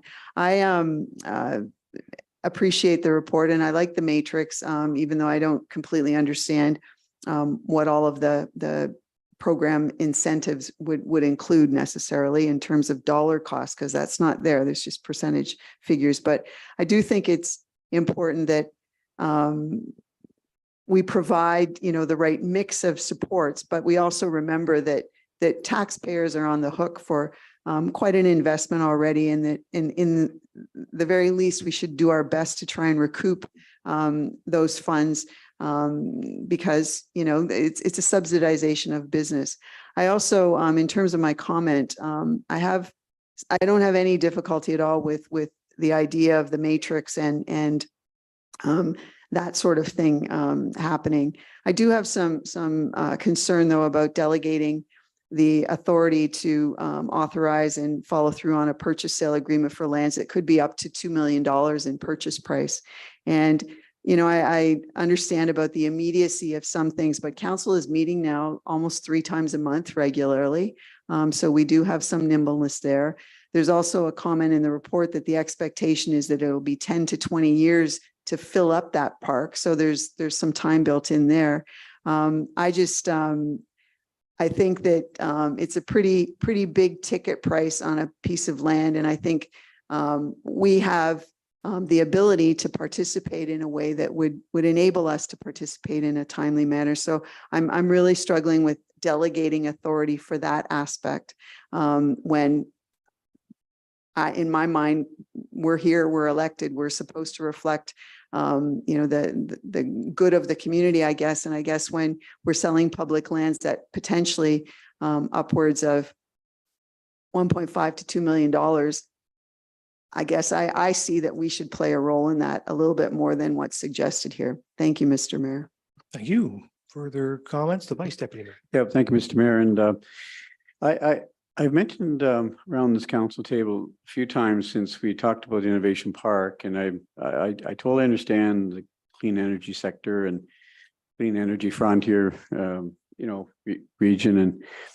And I know we've got $4, $5, $6 million tied up in this site, and I know of 2 businesses that have been turned down because they're not clean energy related and not part of that frontier region report. So I've said a couple of times around the council, I'm not necessarily totally in agreement with this, but 10, 20 years is a long time, and our deputy mayor said, and she's right. That's I think we're $5 to $6 million, but I'd like to ask that question tonight. We bought the land for 1.5 million, 1.25 for Lamont Sports Park, and 50 acres was the Innovation Park. And I know we run a sewer line out there now for another 200 or 300, 400. I can't remember the exact number. I think the original budget to put a hydro out there and roads, drainage was 4-point-something million. What's the total investment with sewer included? What's in total investment at Innovation Park? Thank you for the question, and through you, Mr. Mayor. So the most recent projection that we provided to council was about 4.8 all in. I don't believe that includes the most recent ask that we added the wastewater and the hydro servicing. So Right, so around 5.1, 5.2 million roughly, around that number. So $5 million investment, 10 to 20 years, we may fill it. I guess my point is with the clean energy frontier region and clean energy type, businesses. What's the interest been to date, Heather? Through you, Mr. Mayor. What's the interest been to date to track businesses, corporations inside Innovation Park related to clean energy? What interest has been shown so far? thank you for the question, and through you, Mr. Mayor. We continue to have conversations with leaders in the clean energy sector, including with our colleagues at organizations that support the industry. And there's lots of interest. We've seen through news articles and at conferences and networking events, just the amazing amount of growth that is expected in that industry and the support businesses that are going to be required to locate in the Tri-County area. in order to support that growth. And so we know that the opportunity is there. And I would also like to comment on the time frame. It may seem like a long time to build out the innovation park, but it actually works towards our advantage because it means we'll have opportunities for those businesses to land in Saugeen Shores for the next couple of decades. Okay. So $225,000, if we take the lower number, it's about $4 million. We got $5 million tied up, 5.2. So we won't necessarily recover the 1.2 million directly from sales, but Mr. Mayor is going to say there's so many other benefits associated with new housing, economic spinoffs, employees, taxation. I mean, there's going to be a lot of benefits to Innovation Park. I'm going to support the recommendation. I just want to go on record that, how long do we wait? I guess is my point. I hope I'm proven wrong. I hope I'm proven wrong big time, that we can fill Innovation Park with these clean energy type purchase of land. And so bring it on. I wish you good luck, Heather, with attracting the new investors into our community, and I hope it fills sooner than later. So I'll be supporting the recommendation. I think it's a great report. You've done a really good job with it, Heather. I just have a little concern about filling the lots with clean energy. I hope I'm proven wrong. Thank you. Yeah. May I just add Yeah, an extra absolutely. comment through you, Mr. Mayor? I just wanted to note as well, and I appreciate your comments, Vice Deputy Mayor, on the other businesses interested, that the Economic Development Department is still fully supporting other businesses looking for land in Saugeen Shores. By no means are we focusing solely on expanding this industry. We have a lot of contacts with our local developer community that we use to facilitate meetings for those looking for space in Saugeen Shores, as well as our development story map, which we update frequently, which houses listings that might not be on MLS for available lands and buildings in Saugeen Shores. Mr. Mayor, just to comment, that's excellent news, because the two I've spoken with, it's good news that we're on the lookout for other lands that can accommodate those other type businesses. So that's good news. Yeah, and it's important, I think, too, just to add to that if you look at the business uses that are in the matrix, so when you talk about clean energy, that's one potential business use that could be included, but the business uses in here, I think, can stretch beyond clean energy. I think certain businesses, that may be doing specific things won't meet the zoning, right? That's part of why they can't go in there. This, I suspect, and I can't recall directly, but I suspect these business uses reflect exactly what's in the zoning bylaw for the property. So what you may hear is people coming to the municipality saying, I'd like to be in the innovation park, but they're proposing a use that the land isn't zoned for. And that's why it's not in our business uses, right? So the things all flow together. So I just don't think I just don't want it to be put out there that we're just narrowly focusing on only, isotope production or something, or clean energy sector. We're focusing on the business uses that are in this matrix. And it represents a pretty broad range of things, I think. But as you can see, it is a matrix. So we're valuing certain things higher, like research and development, business activities that support the nuclear industry, green technology, renewable energy. So you get a higher score on this matrix if you are in one of those things, but anything that's in that zoning bylaw will be permitted in the innovation park. Just to be clear, Councillor Halpin. Thank you, Mayor, and through you. I'm fully supportive of the innovation park and its goals. I just feel like that matrix is a little too generous. Like, what would this golden unicorn be that they wouldn't have to pay taxes for 5 years and waive all development? We want to attract these businesses, but there should be a limit to our generosity to businesses. Thank you. Thank you for the comment, and through you, Mr. Mayor. The idea of the matrix is to best use our tax dollars to incentivize the kinds of positive economic spin-offs we're looking to attract in the community. So for a business to reach that level in the matrix, they would have to bring upwards of, a $10 million investment in constructing a facility. They would have to bring 100+ jobs to the community. They would have to be a national or an internationally recognized business or organization providing services. So I think if we use our matrix to strategically incentivize that kind of a business to our community, the economic spin-offs that would happen from that far outweigh any investments we would make in order to attract them to our community. Okay. Follow up? Yeah, A Councillor follow-up, Mayor? Including 5 years of free taxes, you feel that they would generate more value than even the 5 years of free taxes? Thank you. Thank you for the comment. And through you, Mr. Mayor, yes, we believe that it would provide significant benefits. And also, having said that, it's unlikely that we'll get maybe more than one of those if we're lucky enough to attract one of those. So the risk in offering that package is low because it's such a high score necessary in order to reach that level. Okay. Thank you very much. Thank you, Councillor Stack. Yeah, I think, thank you. So I think I have some reservations about the innovation park, as I think I've expressed before. And I just want to echo the comments on subsidizing business. I understand the logic. I'm reticent. You know, there's plenty of economic evidence to suggest that incentives don't last long. So there would have to be, and I understand we're asking for 100+ jobs and there's a laundry list, but I'm very concerned about putting up front that we're willing to subsidize a business. If a business is able to generate that much economic development, they should be able to pay the price of the land like any other business, like any other person who lives in the community.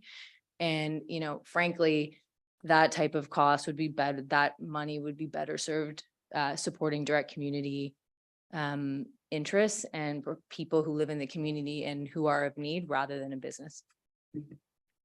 Okay, thank you. Further comments? I'll just make a few comments myself. And I think we're in a competition, right?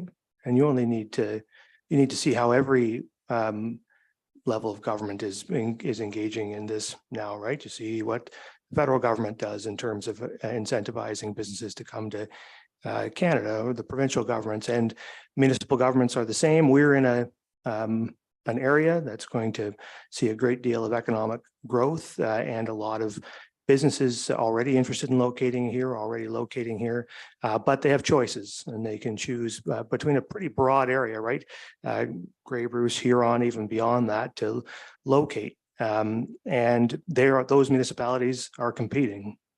They're offering up their industrial parks and they are positioning themselves to compete hard to get those businesses. And what is our goal? Our goal is to have to diversify our local economy, right? To have more employment within the town of Saugeen Shores. As much as the town of Saugeen Shores is a successful community, it's a community that doesn't have an awful lot of diversity in terms of its employment. In fact, most of our high value employment is in Kincardine.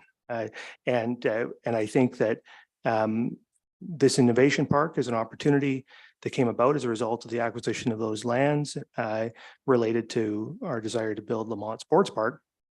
And the desire is to leverage those lands to produce high value employers or to attract high value employers to our community. Whatever the debate may be on incentivizing businesses, the fact is that if you want to attract them, you will need to do that. And so because we're competing. So I think this puts us in a strong competitive position, and it creates a rubric that says that, you know, we're not just going to give these lands away just for warehouses, right? We're going to require in return for the municipality's incentive package a high return on that investment in terms of employment, in terms of high quality investment in our community, in terms of long-term, you know, a longer term investment. If you're investing $10 million or more, you're likely going to be around quite a while because you've made a big investment. So there's going to be big returns to us as a result of if you were to get the golden unicorn, or even if you were to get something that wasn't quite the golden unicorn, where we offered an incentive package of something less, which is almost certainly the 80-90% of what we're going to end up doing. There's value in that, and that And it's important that we be nimble and that we be in a position to offer those incentives in a way that we can act quickly in response to opportunities that present themselves. That's how we'll grow the economy of the community and ultimately stabilize it so that it isn't so reliant on individual players in the local economy. So I think it's the right approach. I appreciate the economic development officer's work on it. It's a different approach than we've taken with our economic development lands in the past, but I think it's the right approach. It's going to set us up well to compete well. Those are my comments. Councillor Stack.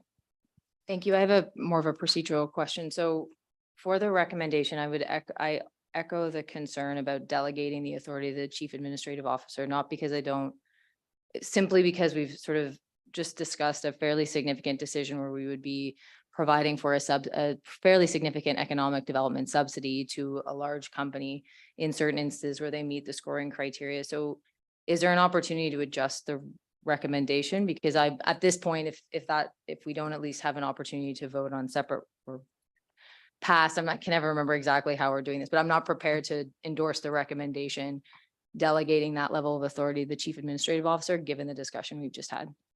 Sure. So what you can do, Councillor, is you can propose an amendment to the recommendation if you like. Well, you can propose any amendment you like, but perhaps if I can suggest one that were to remove the delegated authority. I don't know if you're talking about removing both of those delegated authorities or only one of them, but I leave that to you to define, but that's what you can do.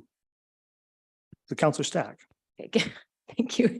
Can I propose an amendment to the recommendation to remove the delegated authority to implement the economic development? The second recommendation. So, or I'm not actually, sorry, I'm not sure what I just don't think I don't want the chief administrative officer to have the ability, I guess, to authorize the purchase agreement for land. I think that it's just the last one. Sorry, So, that was terribly stated. No, I that's right. So apologize. you're proposing an amendment to remove the second delegated authority and That's to right. remove the line that council delegate authority to the chief administrative officer or delegate to authorize purchase agreements for land located within the innovation park, correct? Yes. Okay, so that's been moved. Is there a seconder for that amendment?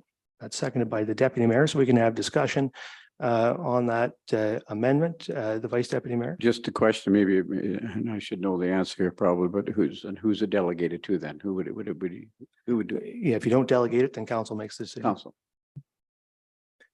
Yeah, I would comment. I don't support the amendment and explain why. I think that what we're doing here is establishing a framework, a matrix under which the CAO will be obligated to operate. So we're providing the framework, and the CAO will have to, if she or he were to proceed with exercising the delegated authority to authorize a purchase agreement, it would have to be in accordance with with council's approved policy. So council is, directly in control of that situation. If the purchase agreement were to fall outside of the approved policy, then the CAO would not be authorized to exercise a delegated authority, would have to come back to council to say, I'd like to do something different. So in this case, what we're doing is saying to the CAO, here's what council is willing to accept in terms of a purchase agreement, in terms of give and take, in terms of different arrangements. If you can meet that, then you can sell it. And if you can't, then you cannot. And that gives the CAO the ability to quickly negotiate a purchase agreement under the terms of that matrix, which enables her to seize that opportunity for the municipality, which is ultimately what we want. So I think that it sets up a good scenario for us, this to both have a situation where we council are in control, and two, to act nimbly and quickly to get purchase agreements and ultimately to do these deals. So that's my view. Councillor Stack. Yeah, thank you. So I think we've just mentioned earlier that we meet almost weekly. I don't think this is not at this point, and I could be wrong, this is not an ultra competitive real estate market where, a week's worth of time and consideration is likely to result in a failed deal, or perhaps we can discuss having a special council meeting. I just think we're talking about a significant decision that affects the entire community. Yes, we're agreeing on a policy. Think you've heard some concerns with the policy as stated. And the decision, people will support what they wish to support, but I want to make clear that I think this level of decision, the impact on the community and the expectations on our constituents that we review decisions of this magnitude, I don't think it's out of order or unreasonable to suggest that these types of decisions should be approved by council. Okay, thank you. Councillor Halpin. Thank you, Mayor, and through you. What was the procedure with the sale of the industrial land around Tomlinson? So how did they handle that? Was that sold through council or was that sold through the CAO? Thank you.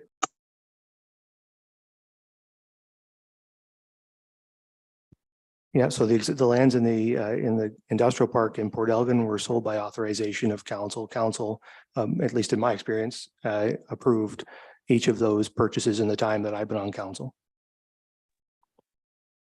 Follow up then, Mayor? Yep. And through you, Mayor.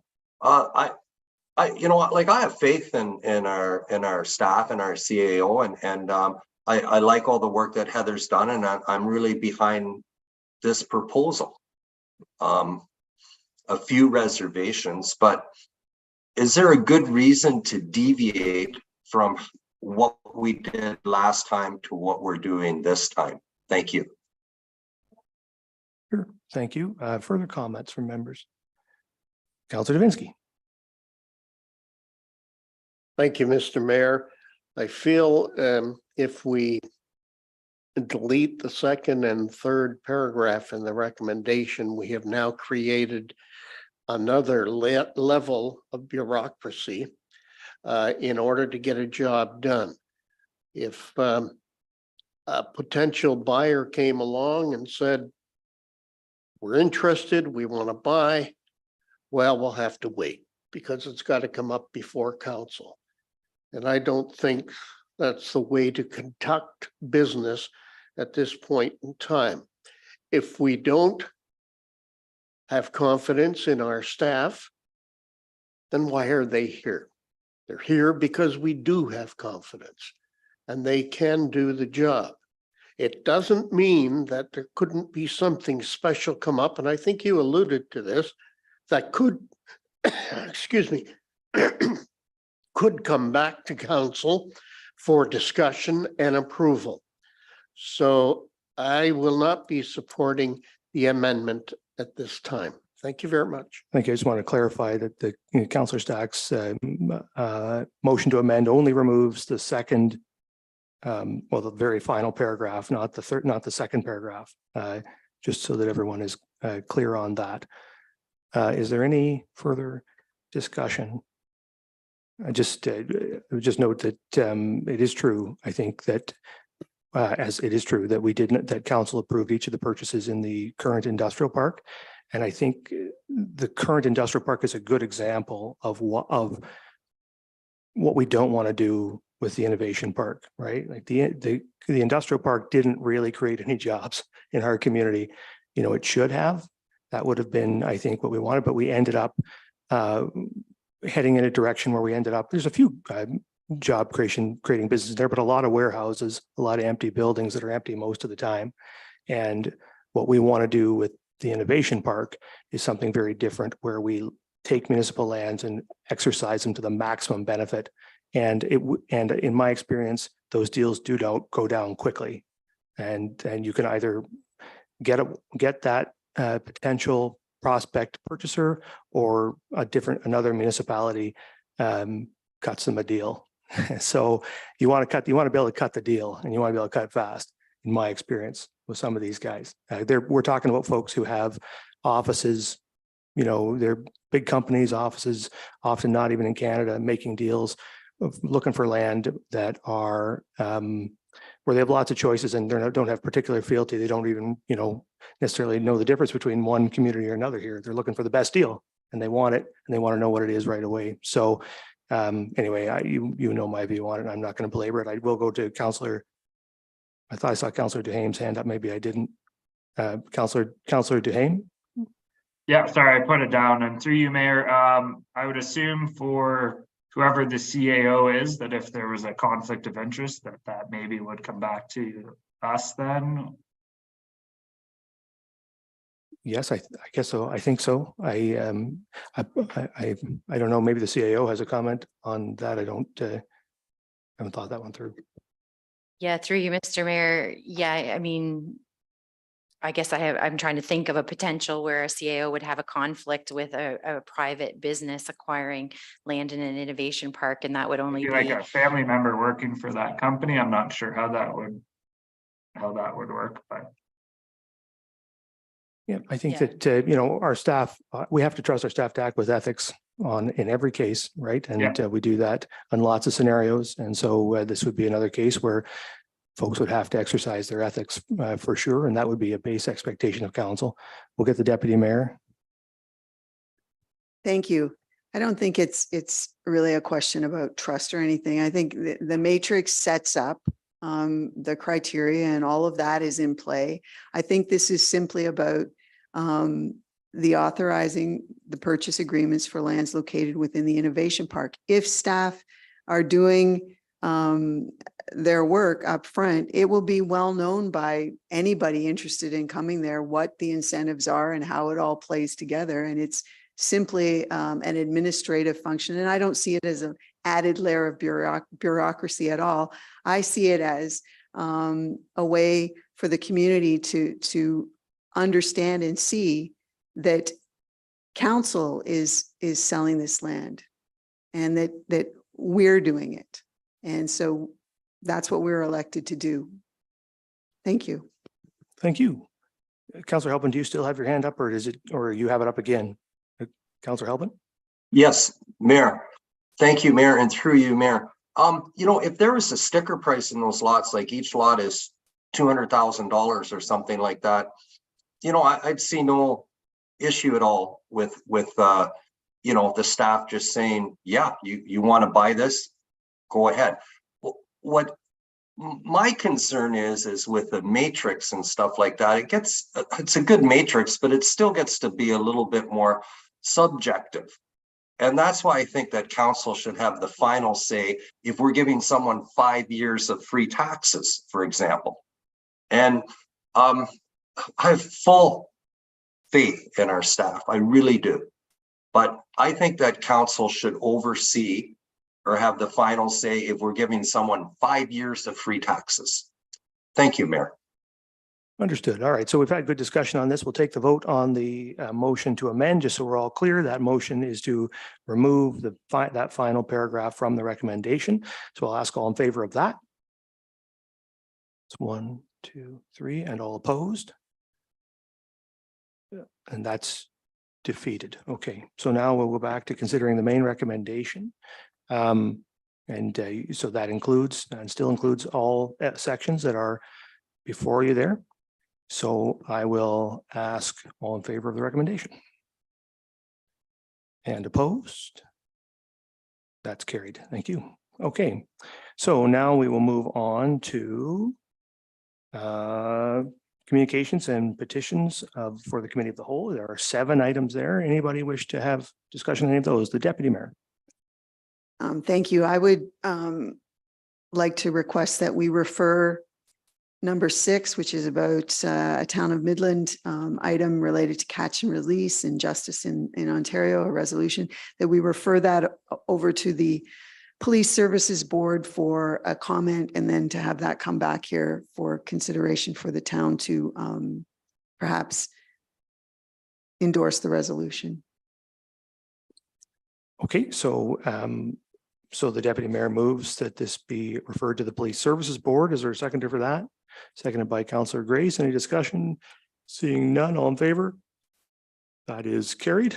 Okay, and I think I saw Councillor Davinsky's hand go up. Maybe he had the same one. Yes, Mr. Mayor, was for number 6. Okay, good enough. Further items in here? I don't see any. Okay, so that moves on to adjournment. It's late. We're going to bypass statements by members, so we're going to look for a motion to adjourn. Moved by Grace, seconded by Mayette. All in favor? Committee stands adjourned. Council will convene at 9:50.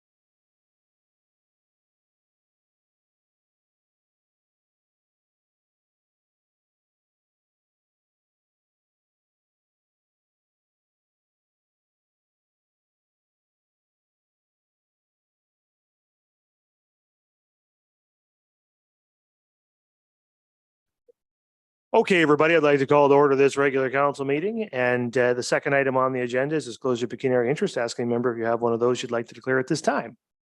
Seeing none, of course, you can do that anytime if you need to.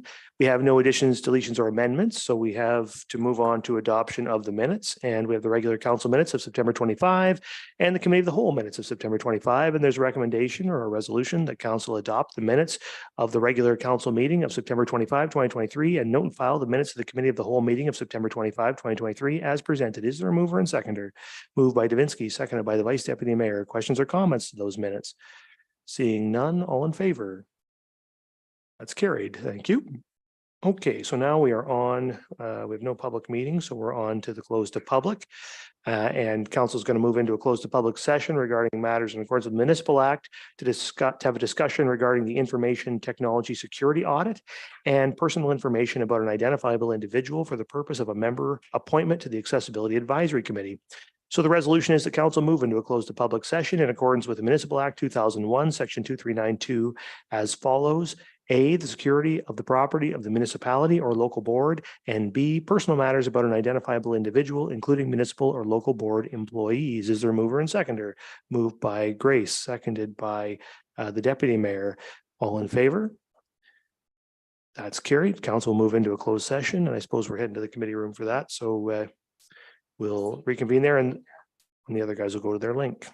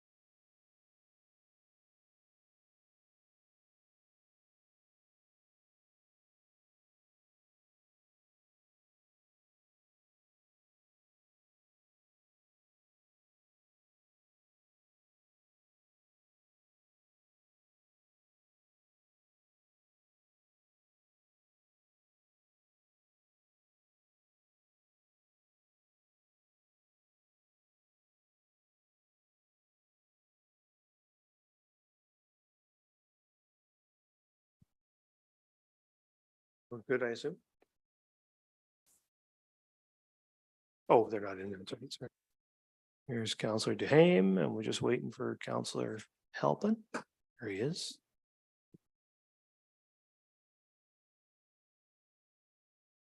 Okay, I think we're good to go. So I have a resolution that council arise from close to public session and resume the regular council meeting. Is there a mover and seconder? Moved by Stack, seconded by Duhame. All in favor? That's carried. And so I will report that council discussed a report regarding the information technology security audit, and that council gave direction with regard to personal information about an identifiable individual for the purpose of a member appointment to the Accessibility Advisory Committee. And on that note, we have some business arising from the close to public. And there is a resolution that council accepts the resignation of Ryan Pilger from the Accessibility Advisory Committee, and that Ian Moncrief be appointed as a member of the Accessibility Advisory Committee. Is there a mover and seconder for that resolution? Grace and the Vice Deputy Mayor. Questions or comments? Seeing none, then all in favor? That's carried. Okay, so now we are moving on to reports of the Committee of the Whole, and the Committee of the Whole report is here. And so there's a resolution that council endorsed the funding applications and timelines for the 2024-2025 Connecting Links planned projects, and that council provide pre-budget approval of the municipal contribution component for 2024-2025 planned projects of $389,900 funded from the future capital reserves. 2, that council received the AMO 2023 delegation package briefs report for information. And 3, that council approved the Saugeen Shores Community Risk Assessment. Is there a mover and seconder? Moved by Davinsky, seconded by Halpin. Any discussion? Seeing none, all in favor? That's carried. That's carried. And then we're on to the Committee of the Whole report. And that's regarding the wildflower trial areas. And the resolution is the council refer the wildflower trial areas to the 2024 budget. Is there a mover and seconder? Moved by Stack, seconded by the Deputy Mayor. Discussion? Seeing none, all in favor? That's carried. Okay, so then we are on to item 9, report of municipal officers and committees. The first is a striking committee report regarding legislation to strengthen municipal codes of conduct and enforcement and the 2024 council calendar.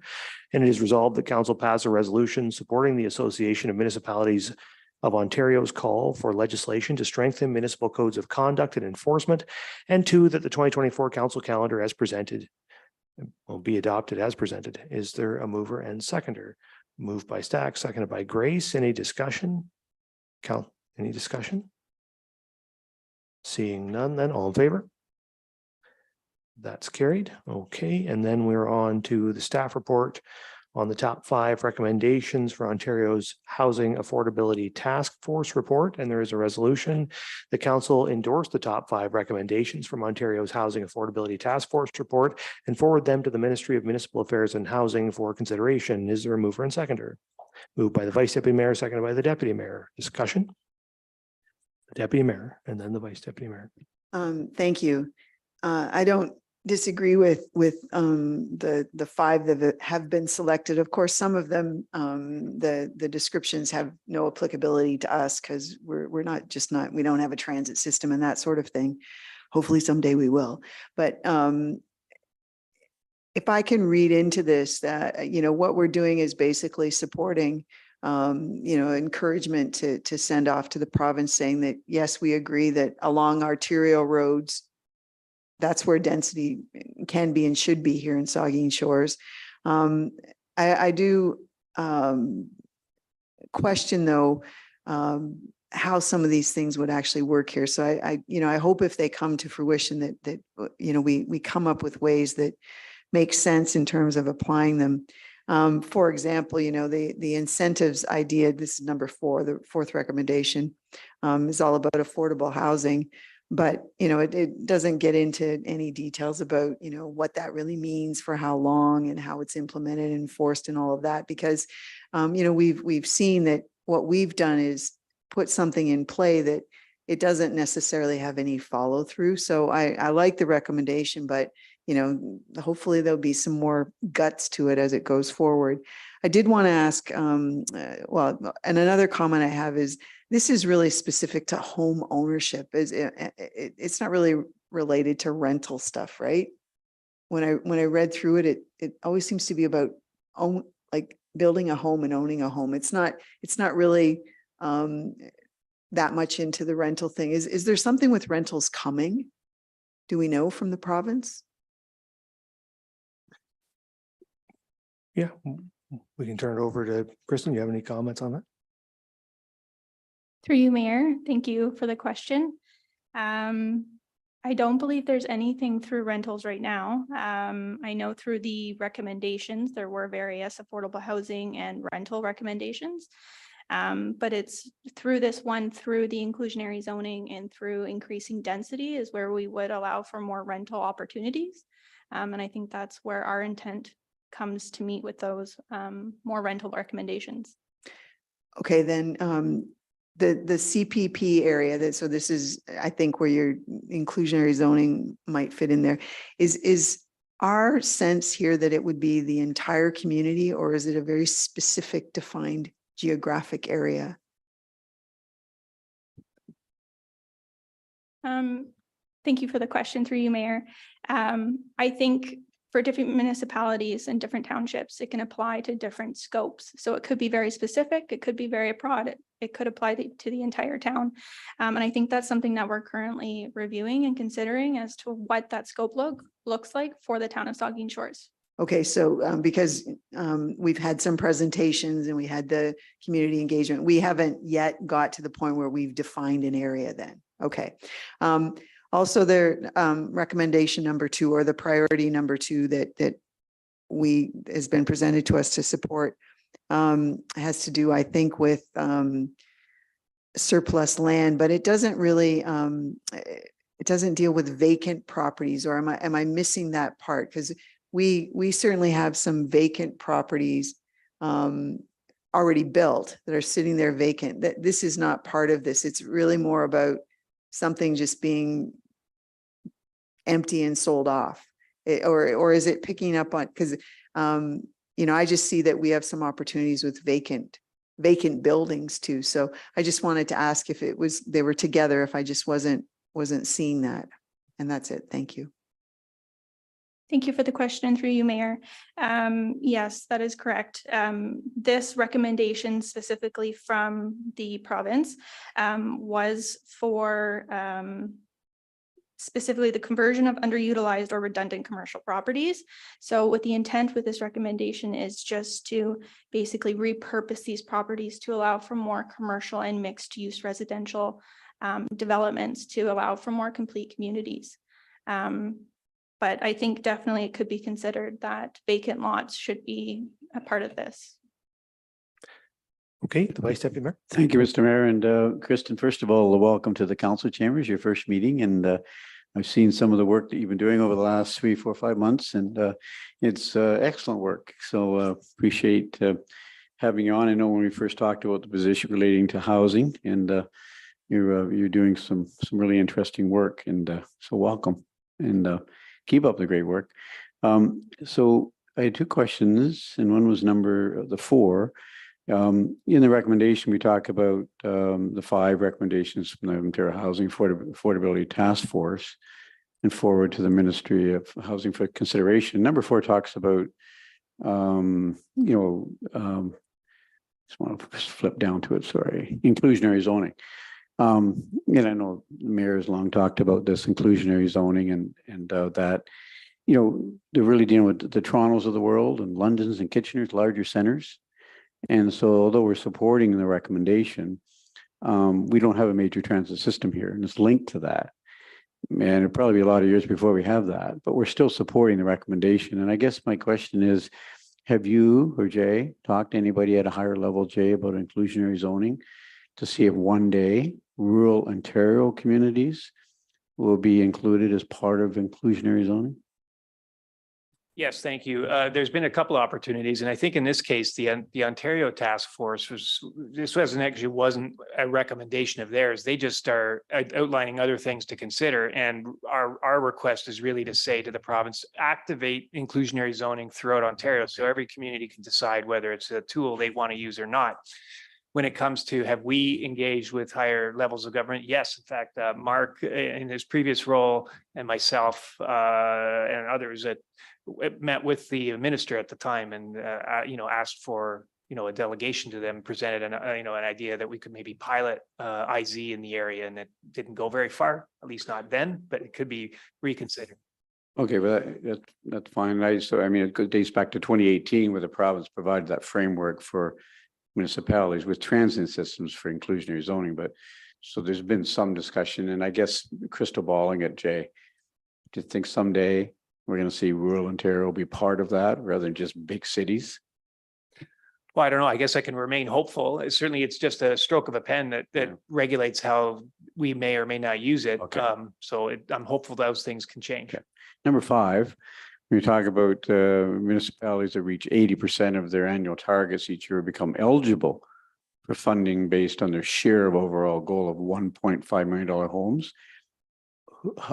Who sets that? Who sets the target that we reach 80% of our annual target?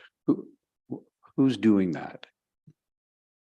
What is our 80% annual target? Thank you for the question through you, Mayor. Just to confirm, are you speaking to Number 5, the second portion where it The refers second to the portion. Building Faster Fund? second portion. Yeah, so this was provided based from the province. This is, I guess, the current fund that they're now implementing.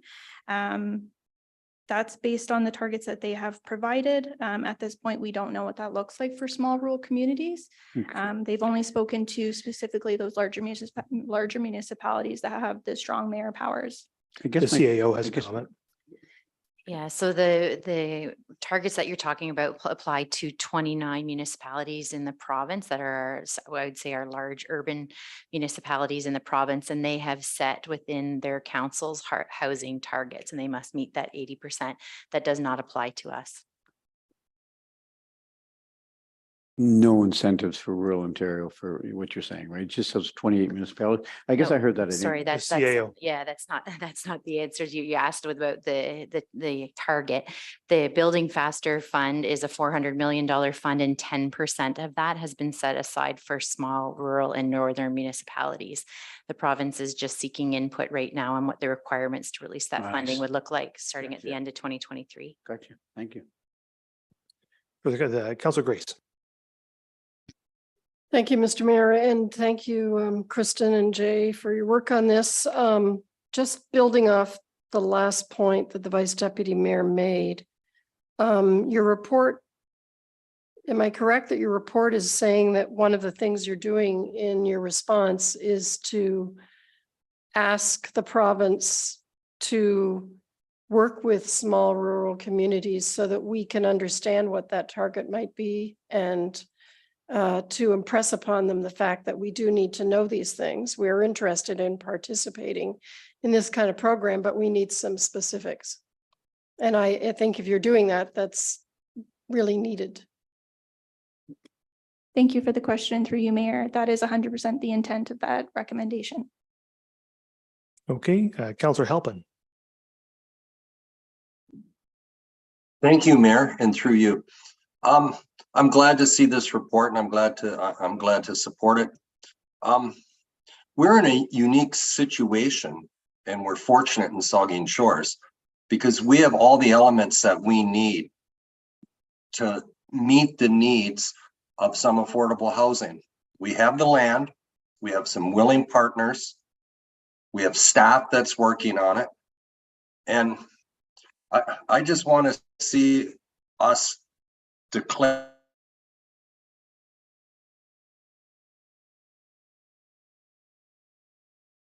this particular report, but we have the ability, we have more ability than most to solve our housing problems.